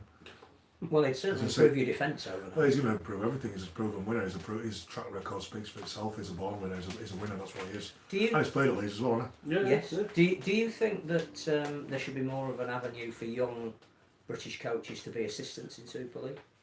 Because Richard Marshall did a great job summarising on the television over the weekend, but he's not got a job at the moment. Yeah, it's hard, isn't it? It's hard. Rugby league. There's not much money in rugby league, and there's only so many jobs. And unless you've kind of stayed at a club for a long time and you've got a good affiliation with the club and with the coach, it's hard to get yourself in there. And but if Leeds rang you up and said, "Look, yeah, we need an assistant," you'd snap your hands off, wouldn't you?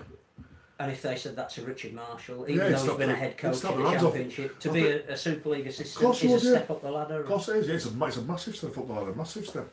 To go from Championship, to go from League One or Championship to a Super League coach's assistant is a massive step up. Huge.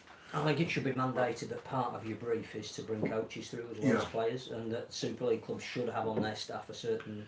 I think, to be honest with you, for Leeds at this moment in time, and certainly the Leeds fans, they just want a coach who's going to start getting winning. That's as simple as that. They're not bothered about who's going to be assistant coach or who's going to be the mascot or whatever.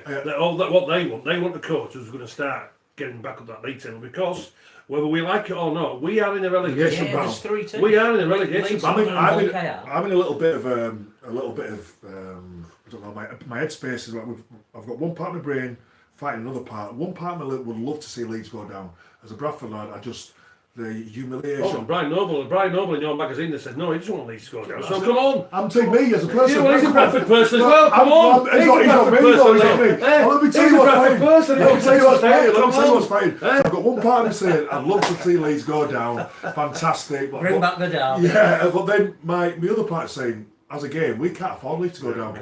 The game means more than a little bit of banter. And I think that goes back to... We need Leeds. We need a good Leeds, not just a Leeds. We do. Yeah. Well, we need a bit, whether we like it or not, we need in the top five. Yeah. At the moment, because they bring everything to the party, don't they? All of the media focus is on how badly Leeds and Wigan are doing. It's not about how brilliant St Helens are, which it should be. So, and if it was Manchester United and Liverpool were suffering because they're the biggest, most successful clubs, that's why. But as a sport, we've seen this weekend that big events involving bigger clubs bring in the profile that the whole of the sport needs.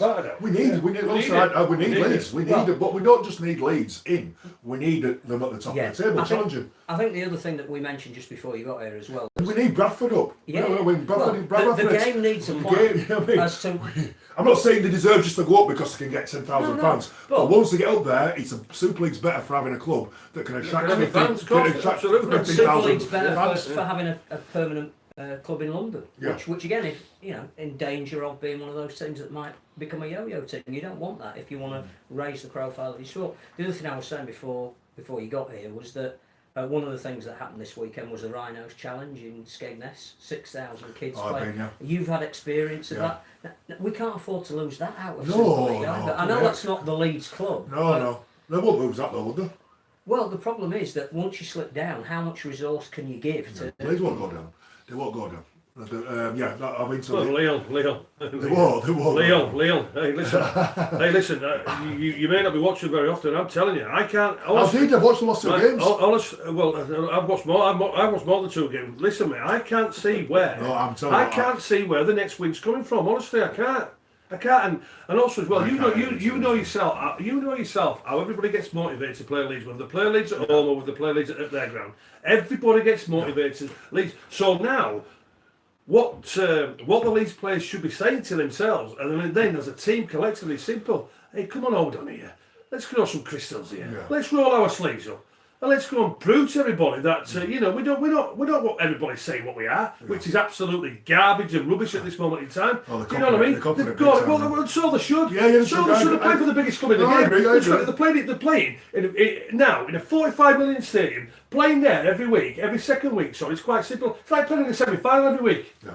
But also, what they should realise, Leon, when you went to it, and you were like that, lovely, great facilities, great dressing rooms, great service. We love coming playing here, great atmosphere. It's like playing semi-finals, isn't it? So why are these players not thinking, I tell you what, I love this atmosphere. Surely they can perform better than what they're doing. Well, you think you're upset people. I agree. You're upset people now because you're saying no, just in general, all you three. I've just been saying, listen, because you're saying Leeds need to be in Super League, Bradford needs to be in Super League. Hold on. I said Leeds can get relegated. All right, they're not scared. I remember saying that about Wigan on Saturday. I got the set. I'm not saying they need to be, but I'm saying the game as a whole, rugby league as a whole, we could do with the foundation teams in Super League. Richard, the biggest thing will be this will be the biggest factor. If Leeds do finish bottom, does Super League get extended to 14 teams? The conspiracy theory. Do the goalposts get moved? I'll tell you what happens. The goalposts get moved. Oh, by the way, Bradford. So what they're coming up, Bradford. I've got 10,000 crowd coming up. It's going to be a 14-team comp. Oh, we'll just move the goalposts back and everybody's happy. Hello to Deborah. Could happen. My words, it could really happen. Hello to Deborah, who says on Facebook, we need to rebrand this show to the Leeds Show. We spent the first 70 minutes of the show not talking about Leeds. But you have to talk about them. It's the big. So let's look at the other end of the table. Go on. We already assume that St Helens are going to make the 5. Yep. And they deserve to with the fantastic way they've been playing. As you said, they've got the balance all right. They've got better quality kids coming through. They've adapted to the 8 interchanges better than any other club. Yeah. But who are the other 4? Because there's no real consistency. What are the top? Yeah, who's going to make the top 5? It's a bit of a who we've got Castle, Warrington, Catalan, LFC. I think any of them teams are dangerous. And even down to maybe Wigan if they put a run together. Yeah, Wigan. Yeah, Huddersfield are dangerous. Huddersfield are starting to come good again. Huddersfield? No, I'm just saying. They're not. I mean, to make the top 5. Yeah. It's only 12 points. Only 16 points. Only 4 points. Everybody's being consistent. There's vulnerability in all of those teams, which makes it more exciting. There's no reason why they can't go on a run. Them teams from Huddersfield up can't go on a run now. So who are your 4 to join St Helens in the playoffs at the end of the season? Not that we'll hold you to it, obviously. So what are we going to 12? I'd probably say it as it is, to be honest with you. Right. So you think at the moment it's hard to look. It's hard to say that Cass are only going to get better. They get players coming back. All FC are getting better week by week and getting players coming back from injury. Catalan Dragons are the ones that are inconsistent. They're usually inconsistent, so they may drop down. They may move up. You never know with them. I think that's a great story though. That on the back of winning the Challenge Cup, we hope that they would become a top 5 team. And even though they've had a couple of really poor results, to be 3rd. At the halfway stage, with the money they spend. That's a testimony. With the money, the players that they spend, the quality of player that they have, they should not be out of the top 5. Mm-hmm. I mean, that's the players that they've got. The calibre of players: Mickey Lawrence, Sam Tompkins, Sam Cassiano to get in mid-season, just to go out and get. I mean, he made a huge difference. They should be up there. They should, but they never have. And that's the problem. That's been the problem, hasn't it? But if they've got that level of consistency now, that's good. We need them up there. We need them up there. Tell you what, as well, Leon. When we talk about consistency. And the black and whites who you play for as well as what I did. Warrington turned over 140 points against him. Mm-hmm. Warrington get beat 19-12. Yeah. Lack of urgency, lack of enthusiasm, or just complacency by Warrington. No, I think Hull FC now are starting to feel the after effects of getting the players off long-term injuries, starting to find the form. And once you've got players back with experience that find the form and they've been out for a while, it changes the team. I mean, I said to Hull FC last year, they were copying loads. You probably giving them it as well. Only one player. Yeah, but they were copying loads, but they had half the team missing. Mm-hmm. And people were giving him it. I was saying, just give them chance to get the players back. Because when they have the full squad there available, they won Challenge Cup 2 years and bound to in top 4. Did it need Gareth Ellis coming back at that time? They did do because he because a catalyst, wasn't it? And again, without reverting everything to Leeds, is what they're missing a Gareth Ellis type. Oh yeah, of course they are. Yeah. And from what he's done, I think that's gone under the radar a bit because Maybe. not only is it coming back after being out for over a year, which you'll know how hard that would be on the body. Yeah, I kind of agree with that. Yeah. But he also, when he was in the team, everybody else gave an extra 10%. Yeah.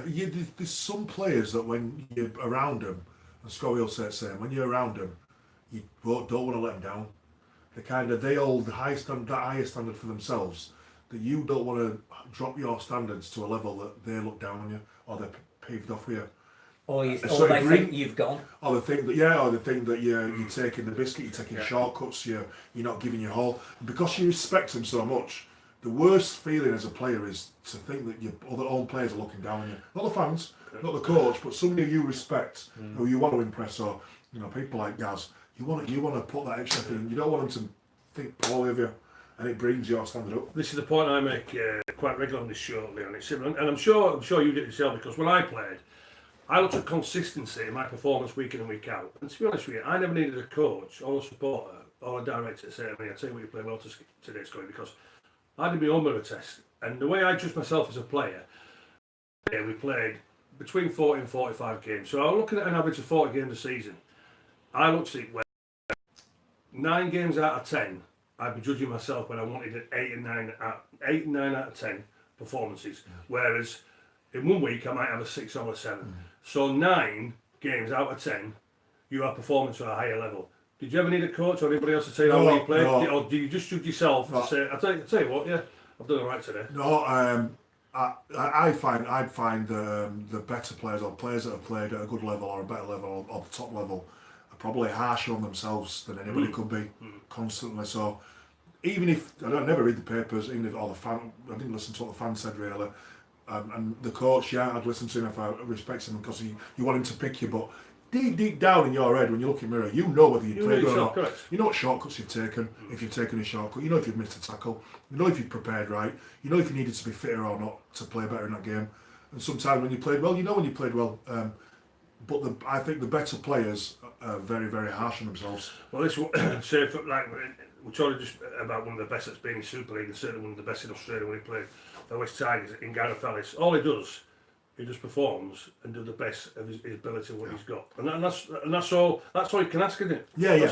But he's a freak of a player, and I mean, Gaz Ellis he'll go down as one of the best forwards that we've ever produced in this game, and he did it on the biggest level, didn't he? But I agree with you what you were saying. Maybe having that influence of that player and a leader there in your team playing week in, week out, or even bringing him back and what he's done, it's kind of gone on the radar. But yeah, speaking as somebody who's played with him, it definitely raises your standards as a player. I believe in that. Yeah. 2 quick questions while you're here, and it's great to have you. Great to be here. League One, which I know you've taken an interest in even after leaving Workington, that's the most competitive it's been this year. The Scholars are second, joint top on the best winning run they've ever been in. Coventry are better this year. Keighley will be higher up, obviously. They haven't had the points deduction. This is again another division that tends to have gone under the radar. Yeah, people don't realise. But it's the most competitive it's been. People don't realise, and I mean, I think people within the game don't even realise how hard it is to win in that league.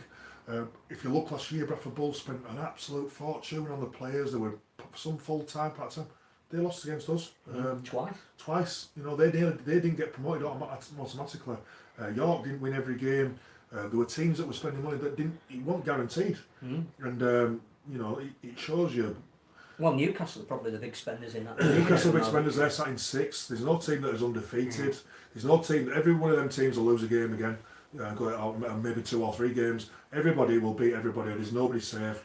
Right down to I'd say Doncaster could get promoted still. Well, also as well, because I was involved at Keighley, as you know, on the commercial side in 18. But you look at Keighley, they got deducted 12 points for the misdemeanors.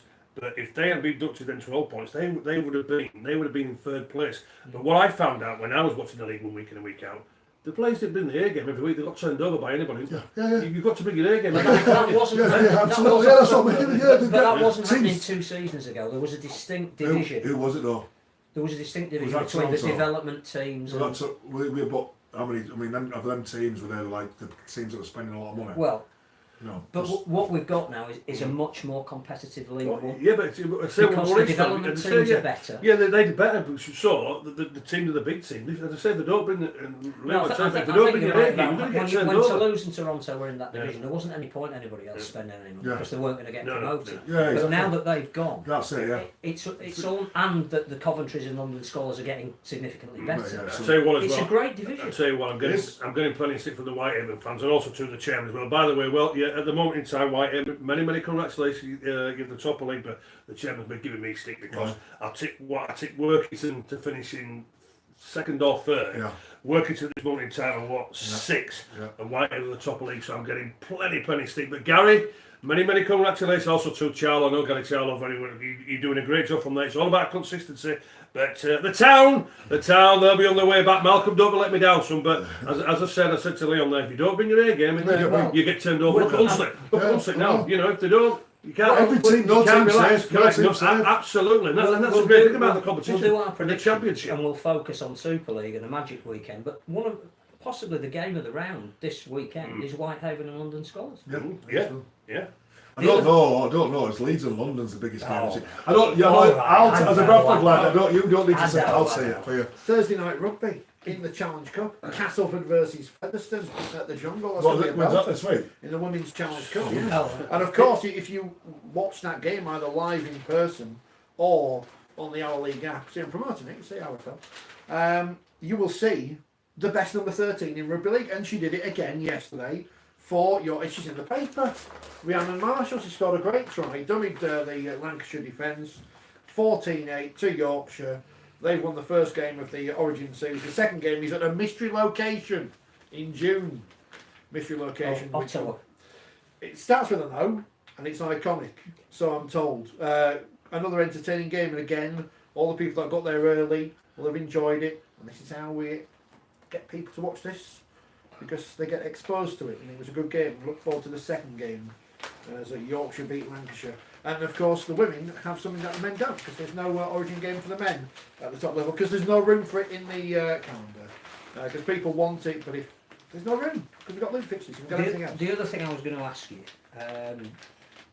we talked about the World Cup qualifier that was this weekend between Greece and Norway. I think we're all delighted that more people are playing this great game and it's spreading. Jamaica in the World Cup for the first time. Fantastic. Something that you get involved Who in? coaches Jamaica? Jermaine Coleman. Jermaine Coleman and Romeo Monteith. Have you been asked to be involved at all? Well, I was going to say, if Yeah, says, well, I know Jason Robinson's going to be involved. What about the Pearl? Has that been asked to be involved? Well, I don't know if the Pearl has, no. I know Jason Robinson's Say involved. what, because if that's the Pearl, what sort of publicity would that get for the tournament? You know, not just for Jamaica, but the World Cup itself. This could be potentially massive, not just for the nation of Jamaica, but for the sport. Yeah, for the sport as a whole. They're going to be based over here, and there's so many Jamaican communities now that could be energised by getting their kids playing. I know. But get the biggest names of the game. But I'd be asking people like yourself to get involved. I'll be keen to help him. Yeah, I'm going to. I'll have a chat with Jermaine about that. Yeah, and I'll have a chat with Simo and Jason. So yeah, at some point I'd like to help out. Because this could be massive. 2021 is going to be big anyway. But to bring the first Caribbean nation over here and give them expo, maybe even be based in a city that's got a big Jamaican population. Fantastic! Yeah. Will you be like the guys from the Cool Runnings? Just do it your way. Just expect yourself. We don't know what we're doing, but we're going to surprise all people. They don't like that. It's a great attitude. No, because they feel that again, it's setting up something that they've worked really hard to get to where they are, and it's almost slightly condescending to say, oh well, you're going to do what the bobsleigh team did it. They want to prove themselves in this sport on their own merits. I don't think people. Surely they're not going to play boring robotic rugby league. I don't think. No. I don't think it's condescending to talk about Cool Runnings. That's a real success story. Of course it is, absolutely. It's a happy story. Absolutely. Of course it's a happy story. Express yourself. Yeah. It's a happy story. It's a good story. That's the Jamaican way, isn't it? It's one of my favourite movies. It is. That's the Jamaican way.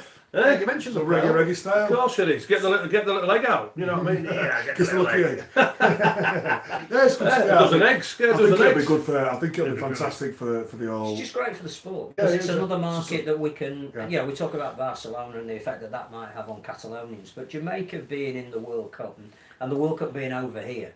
I just think the good it can do in the Jamaican communities is enormous. And also because for the guys that are obviously of mixed nationalities, lots of people like myself who are born here but have Jamaican descendants, like grandparents or great grandparents. It gives them an opportunity to represent the nation. And people like yourself, can go out and do really great work, not just moulding a team, but actually just impressing onto the community how much their lives can be changed by getting involved. It means a lot. It does change your life, and it's good to have people like Ellery Allen, Jez Robinson, the legends that have played the game. Get them involved as well, and give us as a leaders and a focal point. It's the big names and good publicity for the game. Mentioning the Pearl, his son scored a try for Lancashire against Yorkshire in the Academy Origin game on Saturday What's he morning doing playing for Lancashire? at the Bash. Pearl's of Yorkshire. Also playing for Lancashire, and you'll like this, Phil, because they were running low on players, because players were called up to play in Super League or whatever. 2 players from London Broncos. Because as we know, traditionally in Rugby League, Lancashire, London is part of it. Fulham played in the they're both in with that. yeah. Fulham played in the Lancashire Cup, and when Origin came back, Dominic Peters played for Lancashire. Well, people want to play for Lancashire nowadays, do they? They didn't mind it. Kai Pierce-Paul. They didn't mind it. They bottled it. They bottled it against us. Did you beat them? Oh, yeah, they never beat them. We smashed them. They didn't want to play. Well, They bottled it, the Lancashire. Lancashire won 36-30 in a very high-scoring but not very defensive game. And of course, Yorkshire won the first game, so then there's a third game. Oh, it says it also in the paper, so yeah, everyone knows it's also. So there you go, it sets up a decider, so there'll be a double header, I assume, with the men and the women. Who won? Lancashire 36-30, and Yorkshire won the first game 24. Oh, right, so it sets up a big one then. It does. So some great talent there. I think it's on June 15th or something, but don't quote me. Can I just ask this question, and I don't care what the people say on there. What happens if Leeds lose this game against London? We all laugh. A little bit like when Wigan were right down the bottom and they were in panic stations in 2006. I was going to break the sound. Yeah, and they got Fielding in, and basically Fielding saved them that season. Dobson. Fielding and Dobson. Yeah. Right, okay, both of them. They cheated. Right, okay. What happens if Leeds lose this game this weekend to go bottom of Super League and they look like they're going down? Do you go out and just get more recruitments? Do you spend? They can't, because the salary catch up. No, but the only way they could do it, Leon, is what do they do then? Well, what they'd have to do? No, what they'd have to do, they'd have to get rid of 4 or 5 players. They can't, because it still counts on the salary cap. Even if they sack them and pay them up. Oh well, then the goose. Well, no, what they need to do then, like we're going to have done before, is get. They're going bottom of the league on Sunday. So what you need to do is, because it's happened at Wigan before in the past, you find players who happen to be on your books doing something in the office and say, "Fancy coming out of retirement?" So whose wives work at the club shop? Rob Burrow and Kevin Sinfield and Chev Walker all come out of retirement. Jamie Peacock. I'll tell you what. On Thursday night it was Schofield, Innes, Maskell, Scotty, and Francis Cummings who were coming out of retirement. You wouldn't break the salary cap. I'll tell you what, I'll be able to pass the ball and organise a kick the ball better than what they bloody men could do, I'll tell you. Can you imagine if the summer bash was around in Scully's day, if all the Stones Bit of Championship teams played a weekend in Blackpool, the Sunday fixtures. I'll tell you what, they've been playing Stones Bit the Sunday morning fixture, I mean the men and women play at 10:45 in the morning. If you'd have played at 10:45 on a Sunday morning in Blackpool. What you used to do as an amateur? I prefer it. As a professional, having been out the night before, because I know you're. Hold on, no. Back in there. No, never went out the night before. No. Dinner time, but that's what Andy Gregory used to say. The coach used to say, Greg, I've heard you went out. You went out again yesterday. You went out last night. Last night. All drunk up again. You went all drunk. You had about 12 pints. I've been told. He went. It's a total lie. I went in bed by 8 o'clock and been out all dinner. So I went out last night. I went in bed by 8, so he didn't class out being out at night time. He would go down a gallon and a half. We probably haven't mentioned it enough, but well done London Broncos, 42-34 win over Wakefield, which certainly flattered Wakefield on the scoreline. Jordan Abdul with 4 tries in 28 minutes. He's going back to Ulkiar as well, Jordan Abdul. He's signed for Ulkiar. Good player, very talented. 1,200 there, which is obviously, there was less there than were at Newcastle. I know Newcastle had other things going on around the game, so that's a very... Again, I think that's why we've got to be more cognizant of who's playing. Add in the number of people that were at London Scholars with the number of people that were Broncos, and your audience is, you know, a third of what or 2/3 of what it could be. I thought the league and Lee and what it Lee. Witness. I thought Lee Witness were a good game. To the end. I tell you what, I thought Bradford Halifax were brilliant. I tell you what, I can't wait for that quarter final. Oh, it'll be fantastic. I think it's going to be. I think it's going to be an old-fashioned game of rugby league. They're going to get ripped in. There's going to be some fisticuffs. There's going to be some great sensational rugby league play. There's going to be a couple of drop goals and all this sort of thing. A couple of sin biddings. I think it's going to be. This is going to be an old-fashioned challenge. I called it. It is. I called it a couple of weeks ago. I thought Halifax would win the Summer Bash, but I think Bulls will get them in the Challenge Cup. Are you going to go? I'll watch on telly. I'm going. I'll be there. I'll be there. His best mate will give him I some don't chance. know. Maybe I'll get invited. If you have a word with him, I'll be there. Nigel. What has he got? Oh, he goes as Nigel's mate. Right. Bulls are my second team. Are they? Well, anybody that often has Yeah, to yeah. That's a bit harsh. That's a bit harsh. Yeah. No, I might go. It's a bit true. Halifax have Don't you forget like Mark Wilson. Halifax have turned around. Yeah, I mean, you don't like to see coaches losing their jobs, obviously, but things have turned around for them there. Maybe it was just. Well, again, doesn't that prove to you, though, Leon, that the players are enough for Richard Marshall? Yeah.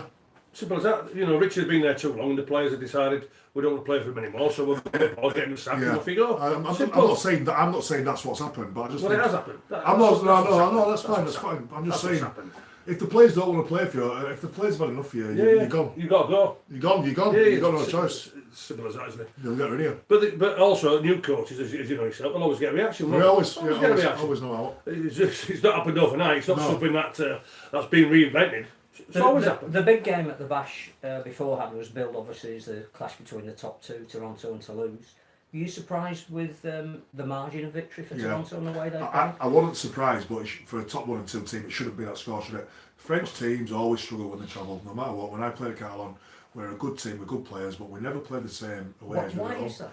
Because it's not a talent thing. No, and you get used. I assume you get used to travel because you're doing it. No, it's not the travel. I think it's kind of bred into the French culture that it's really, really important you win your own games in sport, but the away games is not really seen as a bad thing if you lose. That's my outlook on it, is what I've been told from the time I was there in France, is they don't look upon the away games. Yeah, but Liam, to be honest with you, there's not many French, they're all Australians or Kiwis, out this sort of thing. So. Yeah, but it's still like a French culture. The core of the team. The core of the team. And the coach is French. And yeah, the core of the team. Steve McNamara's not French. Sylvain Always, though. Absolutely. I just thought they struggled. They struggled travelling a lot far. When you go to Toulouse, you know it's hard. When you go to Perpignan, you know it's hard. When they come to you, it's a different game, isn't it? You know it is. I tell you what it is, well, I've never met Bernard, but what's he like as a bloke? Legend. Yeah, he's the boss. You yeah. don't mess about. Yeah, I like his enthusiasm. Walks around with a meat clean, you don't mess about. Well, you know, when I played rugby, I've always done. Chris Casely at Bradford, never saw him. He kept himself in background, which is fine. At St Helens, I had McManus who come on to win, lose or draw. He was by the side of the field after a game. He'd shake you around every game. He was my favourite chairman, fantastic. Looked after me, gave me really good contracts. Were really good with me, so I really like him. And then when I went to Catalans, I had Bernard Gosh, and then for the first time in my life, when you lost a game, and you sat down and your coach was talking, he'd come in, and he'd like look you up and down, like he wanted to kill you. And which he could have done. Yeah, he could have you killed. About to make have killed. But it was just like, wow, this is crazy. Like, you've got this little, because he's only 5'2". He comes in and he's stare you up and down. And if you don't play well, you go like, we played then, I think in my second season, we lost his first 5 games, played Wakefield, and they got rid of Webber, they got rid of Johnny Elfakir, and they pulled me in. And I wasn't playing that bad, but I wasn't playing my best. But the team were playing poor. And I obviously, one of the highest paid players pulls me in and just said, like, Leon, what's going on? This is unacceptable. You need to play better. This is what, and it was the boss. But you knew not to mess. You just need to, yes sir, no sir, 3 months, but I've got a lot of respect for Bernard. So also as well, you had plenty of pressure at Catalans. From the Catalans then you went to Hull. How did you find Hull? Because that's a different pressure as well, isn't it? Yeah, it's a different pressure. But I think I'd kind of, I think by that time I'd learned how to handle pressure quite well with the crowd pressure, what have you. And I knew that I would come into the back end of my career. So my expectations were real high, but my body was starting to let me down. And I got one good season out of the body. And then I kind of, in my head, I realised that I was there to try and help these kids come through. And I kind of started changing expectations of myself because my body just couldn't do it anymore. So I enjoyed that as well. But unfortunately, though, Liam, the fans' expectations don't change, do they? No, to the end, no, to the they end. don't change. But you can either They still expect you to play like you did when you Yeah. were in 2006 Yeah. or 2008. But you can either talk to your own mind with that, or you can kind of get to a place where you accept that your body's starting to go. So what's the biggest derby? Saints, Wigan or Hull? Saints Wigan for me. No, the biggest rugby league derby on the planet There's Bradford is Leeds. Leeds Bradford. Yeah, that's what the That's what it market says. says. That's Come what it on says. now. It's a big city derby. I was, from my point of view, it's I look my favourite games some of my favourite games are for Bradford against Leeds at Edinburgh and also 24,999 beating Leeds at Edinburgh in last second of the game. I know, brilliant nights, but I just the aura around the Saints Wigan games were massive. So everybody who's out there that wants No, to know the that's just biggest my derby, opinion. That's just my opinion. played in all three. That's just my opinion. The whole games were no, the whole FC, the whole cast crazy, Yeah. like mental, crazy. But for me, I were more of a in the game more for Wigan and Saints and Leeds Bradford. I kind of bigger player than I wanted. The answer to the question, of course, is Batley Dewsbury. Because it's the closest derby in World Rugby League. Because Stephen from Dewsbury, the legend that is Stephen from Dewsbury. 1.3 miles It away. is. It's on telly yesterday. Yeah. There was some sterling work there yesterday at the Bash with Stephen. So do we need to do some? Yeah, it is prediction time. It's magic prediction time. Magic. What we got? Stars. Talking of magic. Oh, yeah. What's concept work for you? What? The magic concept? I like it, but I don't know. Is there too many games? We played too many rounds. I like it. I like it in Newcastle. I thought Newcastle were brilliant. I just don't know whether does it have an effect on how many games we play, and does it devalue the Challenge Cup? Because if it devalues the Challenge Cup, the people think I'd rather go to Magic Weekend and go to Wembley than I'd rather get rid of it and make people go to Wembley. And does Liverpool excite you? If you were a fan, would you be? Yeah, it does a Clamoring to little get bit. rid of I it? thought Newcastle were perfect. Yeah, well, I think we said that at the beginning that we can't understand why it's moved. It's not That, bad. you know what? That chicken place is going to be skint this weekend because we're not Big going. time. Well, yeah. What's it called, Rich? Chicken Cottage. Someone's Yeah, asked us where Chicken Cottage. Yes, that's going to be No skint this idea. week because we're not going. It's idea. perfect location. Yeah, It's just a spot perfect location. Yeah, spot on. So no Chicken Cottage, but we are off to Anfield because it is the Magic Weekend. And well done, Super League. You know, I know we're supposed to all bash Robert Elston, but obviously they've signed an extended deal with Datcher for the next 3 years, and it sounds like Betfred have signed up for another year as well. And they've been a good partner for the sports, and that is good news. And the Magic Weekend starts with the biggest game of the weekend, of course, at 2 o'clock on Saturday. The Catalan Dragons, fresh from winning in the Cathedral of Catalonianism, which is a word I've made up, versus Wakefield, who lost to London again. Gary Schofield. Yeah, interesting fixture. But generally, you know, both teams at times a little bit inconsistent, and yeah, the Catalans good win against Wigan and fully deserved. Wakefield, boy oh boy, again losing to London, and the big Fifita, he'll be looking on the big show again to pull on the show from there. Maybe that Jacob Miller could be coming back. But I just feel as though Catalans, they like the big occasion. They played a big football ground last weekend. They like Anfield. Don't think there'll be much in it, but I'm going the Catalans. I'm going the Catalans by 7. Oh, he's have to do the 7th thing. Yeah, I'll go Catalans, and they've been playing well. Just not too sure. I think Wakefield they do a big performance. They've been a bit not inconsistent, but I think depending on what players have got back. But yeah, I'll just go Catalans. I think Wakefield's injuries have caught up with them. I think they've Yeah. done incredibly well to manage them as they have, but to lose 10, Yes, even though it's some of them are feeding in, and some of them are, you know, by acknowledgement, people like Bill Tupou and Tom Johnson, your best players. Yeah. That's hard. At some point, Oh, it catches up with you. They've done ridiculously well to see how many players have lost. I think they'll be really disappointed with the way they played at Wakefield, because that was a little mark on London, because that was a mark on the calendar saying week 1 we need to get a little bit of revenge. The Dragons must be able to kick on from that performance in Barcelona. So I think the fact that they're third, but they've got a minus points difference, I think the Dragons will win it. By how many? 12. 12. I'm going to go for the Catalans as well, just because they will be buoyed by that victory last week in the south of France, and Or even the north of Spain. out in the north of Spain, in Catalonia, in the capital of Catalonia, in Catalan and everything and all that, Wakefield, if I tip them to lose, they might win, so that's always a positive. And I'll go for the reverse of what happened a couple of years ago when Jacob Miller hit a drop goal to win it. I'll go for the Catalans to win by 1 point. Maybe even golden point just to screw up the rest of the schedule. That'd be quite funny. So Catalans by 1. And it's followed by Hull Football Club versus Huddersfield Giants. Yeah, well, these two certainly, I think it's all going to depend on the forward pack, if I'm honest with you, but the Giants on the day, we looked at a couple of weeks ago against St Helens, in the Cup, if they could mix it when they perform, but again, it's just that inconsistency, isn't it? And when I look at the whole pack, I think they'll certainly get the better of the Giants pack, where you look at Albert Kelly and certainly Mark Sneed with his kicking game and Jake Connor, they're just hitting a bit of form at this moment in time. Obviously, Gaskell and Frawley will look to play off a dominant pack, but I can't see that against the Black and Whites, if I'm honest with you. And I think with Albert Kelly coming back, Connor, well, if he stays on the field, he got somebody again yesterday by all accounts, so he needs to keep his trap shut now and then, does Jake, to be honest with you. But I just feel the forward pack will dominate, the whole backs will score a few points. I'm going to Black and Whites by 14. Nice. I've spent a bit of time watching Huddersfield train over the last couple of weeks. Spent a bit of time quite closely with the German coach, so Sam Wolford. And I've been impressed. I think the last week I went to watch them against, who was it? Who they played? OKR. And I've seen some big improvements. So obviously I'm a good natured rallies as well. But from what I've from watching Huddersfield closely in training, to see Jermaine McGilvey come back from injury, Daniel McIntosh at the back playing well, some good academy players, I'm going to go for a Huddersfield win by 4.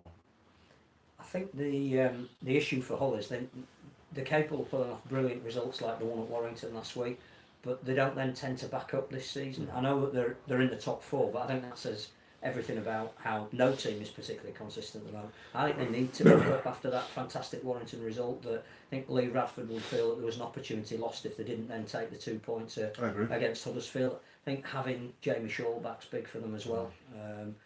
The way Scott Taylor's playing at the moment and giving them a lead, obviously Danny Houghton, tackling machine. Huddersfield have got a great record at Magic. They and Wigan have won 8 out of 10. No, what was it, 8 out of 12? So they have got one of the best records. But I just don't think they play well enough for long enough at the moment. So I think Hull nick 'em and Hull by 6.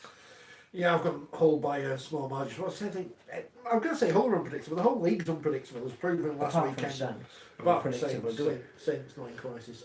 So I'm going to go for Hull and Narrowly by 4. And then we've got the rematch of the big game in Milwaukee and the game the other week in the Cup.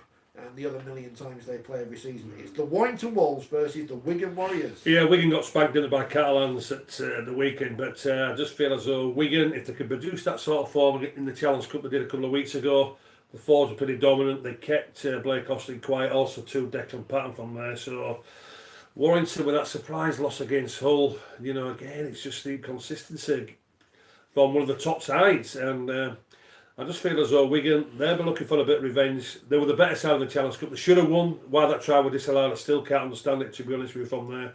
I think Wigan will bounce back from Catalans. They'll be looking to turn over Warrington. And I'm going Wigan. And I'm going Wigan by 10. Wigan by 10? I'm going to go the opposite. I think, obviously, both teams are coming off a bad result, but I just think Warrington's form this year as a top 4, top 3 team has been quite consistently well. I think they'll take that loss against Hull FC quite, very, very personal, and we look to really put it right this week. So, yeah, I think Warrington by 4. I'm probably agree with both of you. That I don't know which Wigan we're going to get. Are we going to get the Wigan that went really, really close in the Challenge Cup against Warrington, when effectively for silverware perhaps this year their season was on the line, or are we going to get the Wigan that Adrian Lambie knows our mission this week said were really flat? Even though they trained really well during the week. I have a feeling that the team that needs to hit back the most is actually Warrington. Yeah, that's what I meant. That's what I said. So many of the big games that they've played recently, they almost have let themselves down. This is a big stage. This is where Blake Austin has to come to the fore, where he didn't in the cup tie. I don't think Warrington can afford to lose too much more ground on St Helens at the top. I think they need to prove to themselves that they can bounce back. Yeah. So I'm going to go Warrington by 12. And I've gone for exactly the same number. It should be a Warrington win. Up until the point where I said they were the best team I'd seen this season, and they've fallen apart. But there you go. Sunday kicks off with everyone having sore heads from the. I don't know if the sponsors are going to give us some free drinks this year, but anyway, it's a 1 o'clock kickoff on Sunday at Anfield between Hull Kingston Rovers and the Salford Red Devils. Well, as I said in the column, I think this will be a high scoring game. They both like to throw the ball about. Yeah, Hull KR, they'll be losing Danny Maguire from a point of view of creativity. Point from there, but still, they like to score points both sides. Defensively, they're a little bit missing, but I just feel as though with Robert Louis and Jackson Hastings, the way they played against St Helens and the creativity what they've got, I just feel as though they'll have too much for OKR. And Salford, unlucky by losing to St Helens, but they'll have plenty of confidence. They'll love the wide pitch there at Anfield. Plenty of points for both sides, and I'm going Salford by 10. Yes, I agree. I think Salford will win. They surely in that game against St Helens what they're capable of. Keep that same kind of confidence, and I think they win comfortably by 16. Again, I don't know which Salford we're going to get. Are we going to get the Salford that lost at home to Hull KR in the Cup 2 weeks ago, or are we going to get the Salford that were absolutely sensational at St Helens? The fact that Saints came back and won it says everything about the spirit at Saints. But I thought for that 60 minutes, Salford were almost unplayable. Yeah. And if we get that Salford, then they'll win. Yeah. But I guess even Watson doesn't know from 1 week to the next what Salford he's going to get. I'm going to go with the fact that some of their players now are declaring where they're going to be next year. That's starting to be taken care of. They've got to now try and create some kind of a landmark with the team they're with at the moment. This is a stage that they will want to play on. I'm going to go Salford by 16. Of course, last time we had this game in the Challenge Cup, we all tipped Salford and look what happened there. So here we go, full house again. Salford by 4. Paulie to score the winning try. The biggest game in World Rugby League. It is a 3:30 kickoff.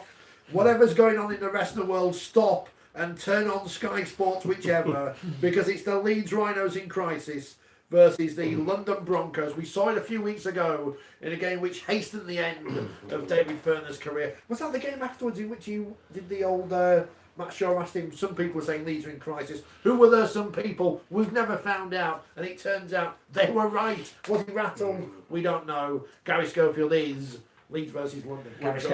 Loving it. Well, Mark asked that question, didn't he? Well, do you know what? I hope the Leeds players have seen my column today. If not, I hope they get this on the podcast, because I'm just going to read out what's in my column here. Believe me, they won't have done. Or get the podcast.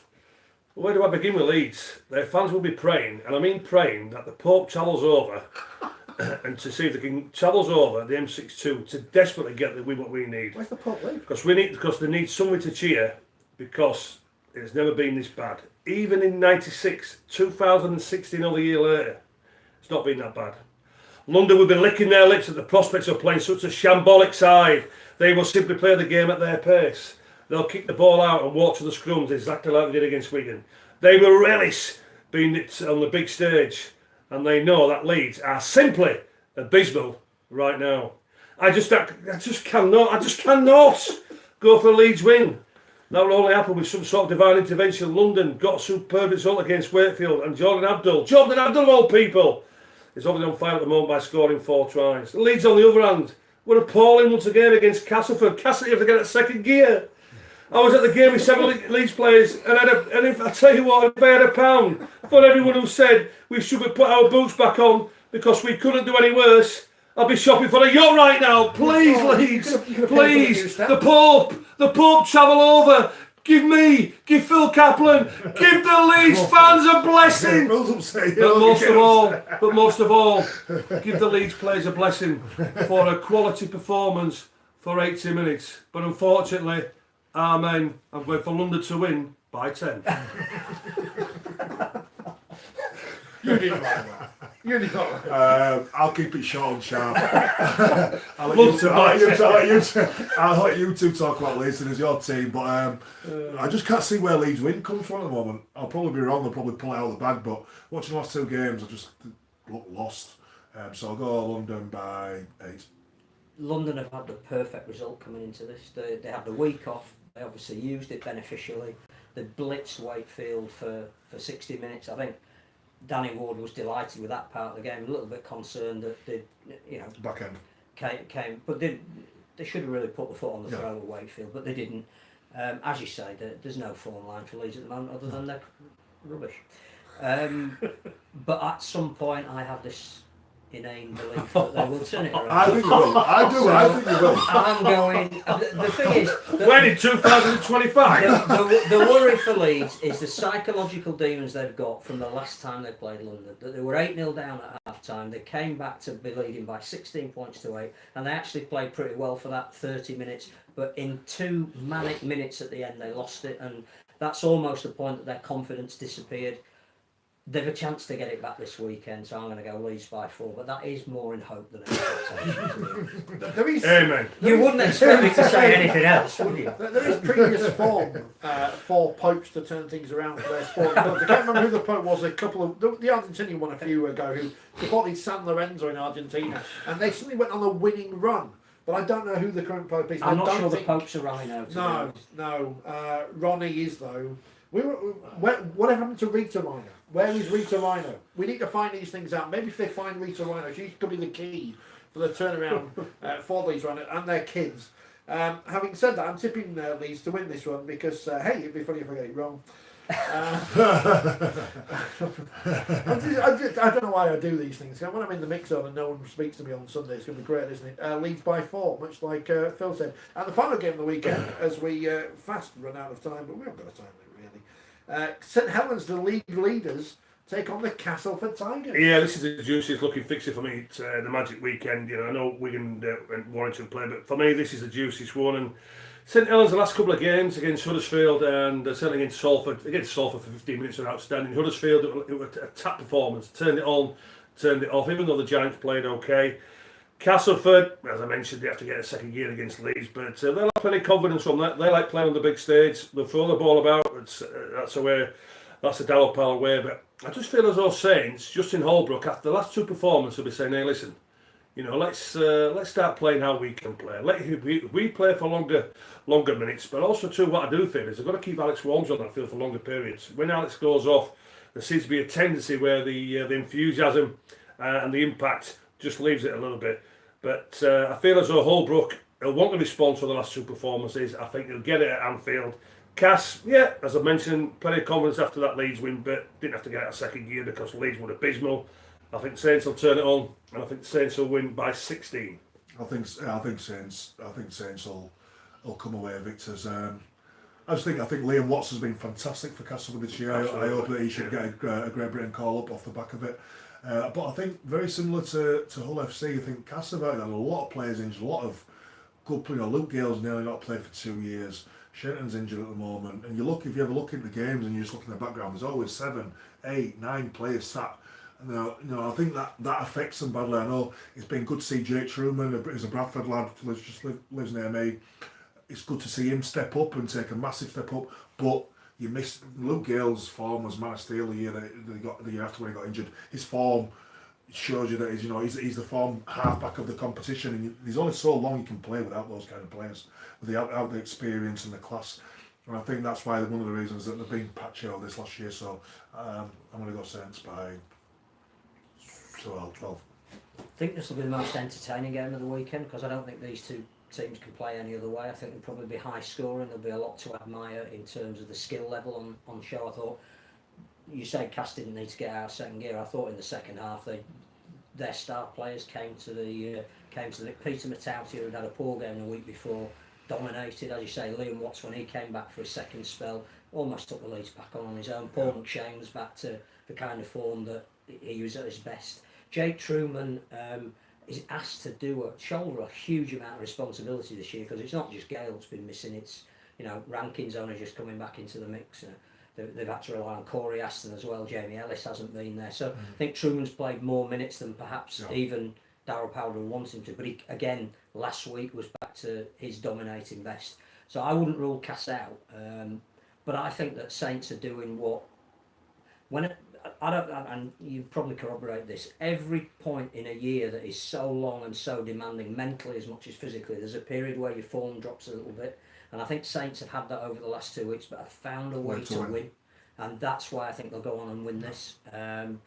I think they'll bring back people like James Roby. Jesse Senelafeo was missing. He's gone back to Australia on compassionate grounds. Do you think that tilts the mix to Saints? So I'm going Saints by 12, but the most entertaining game of the whole weekend. I've gone by the lowest margin then for a Saints win, because I think they will win because they're top of the league. They've only lost once all year, haven't they? So Saints to win by 8, and hopefully a very entertaining end to a weekend which we all hope is a massive success, and we all hope afterwards we're not having long discussions about what's gone wrong and throwing blame around. But no doubt this time next week we'll be here throwing blame around. Talking about Leeds Rhinos losing. Talking about Leeds Rhinos in crisis. We can Leeds in crisis. You go. We'll give you a go the hashtag and everything. Thank you very much to Gary Schofield, to Leon Price, special guest night, Phil Kaplan. We'll be back on Monday, 6 o'clock, to look back on the Magic weekend and everything else that's going on in the Rugby League world, because there's a full programme of fixtures in the Championship and League One and the Women's Challenge Cup. Best of luck to all teams involved, but not all teams can win. And Rich, can I just out to everybody out there who's watching on Facebook and YouTube, and also to just listening, can we all pray for Leeds on Saturday night? Hashtag pray for Leeds. Amen. So pray for Leeds. So, on that religious note, we bid you a fond farewell and good night, and we shall see you next week. I don't know. I think, no matter what anybody says, if your top team, like if Man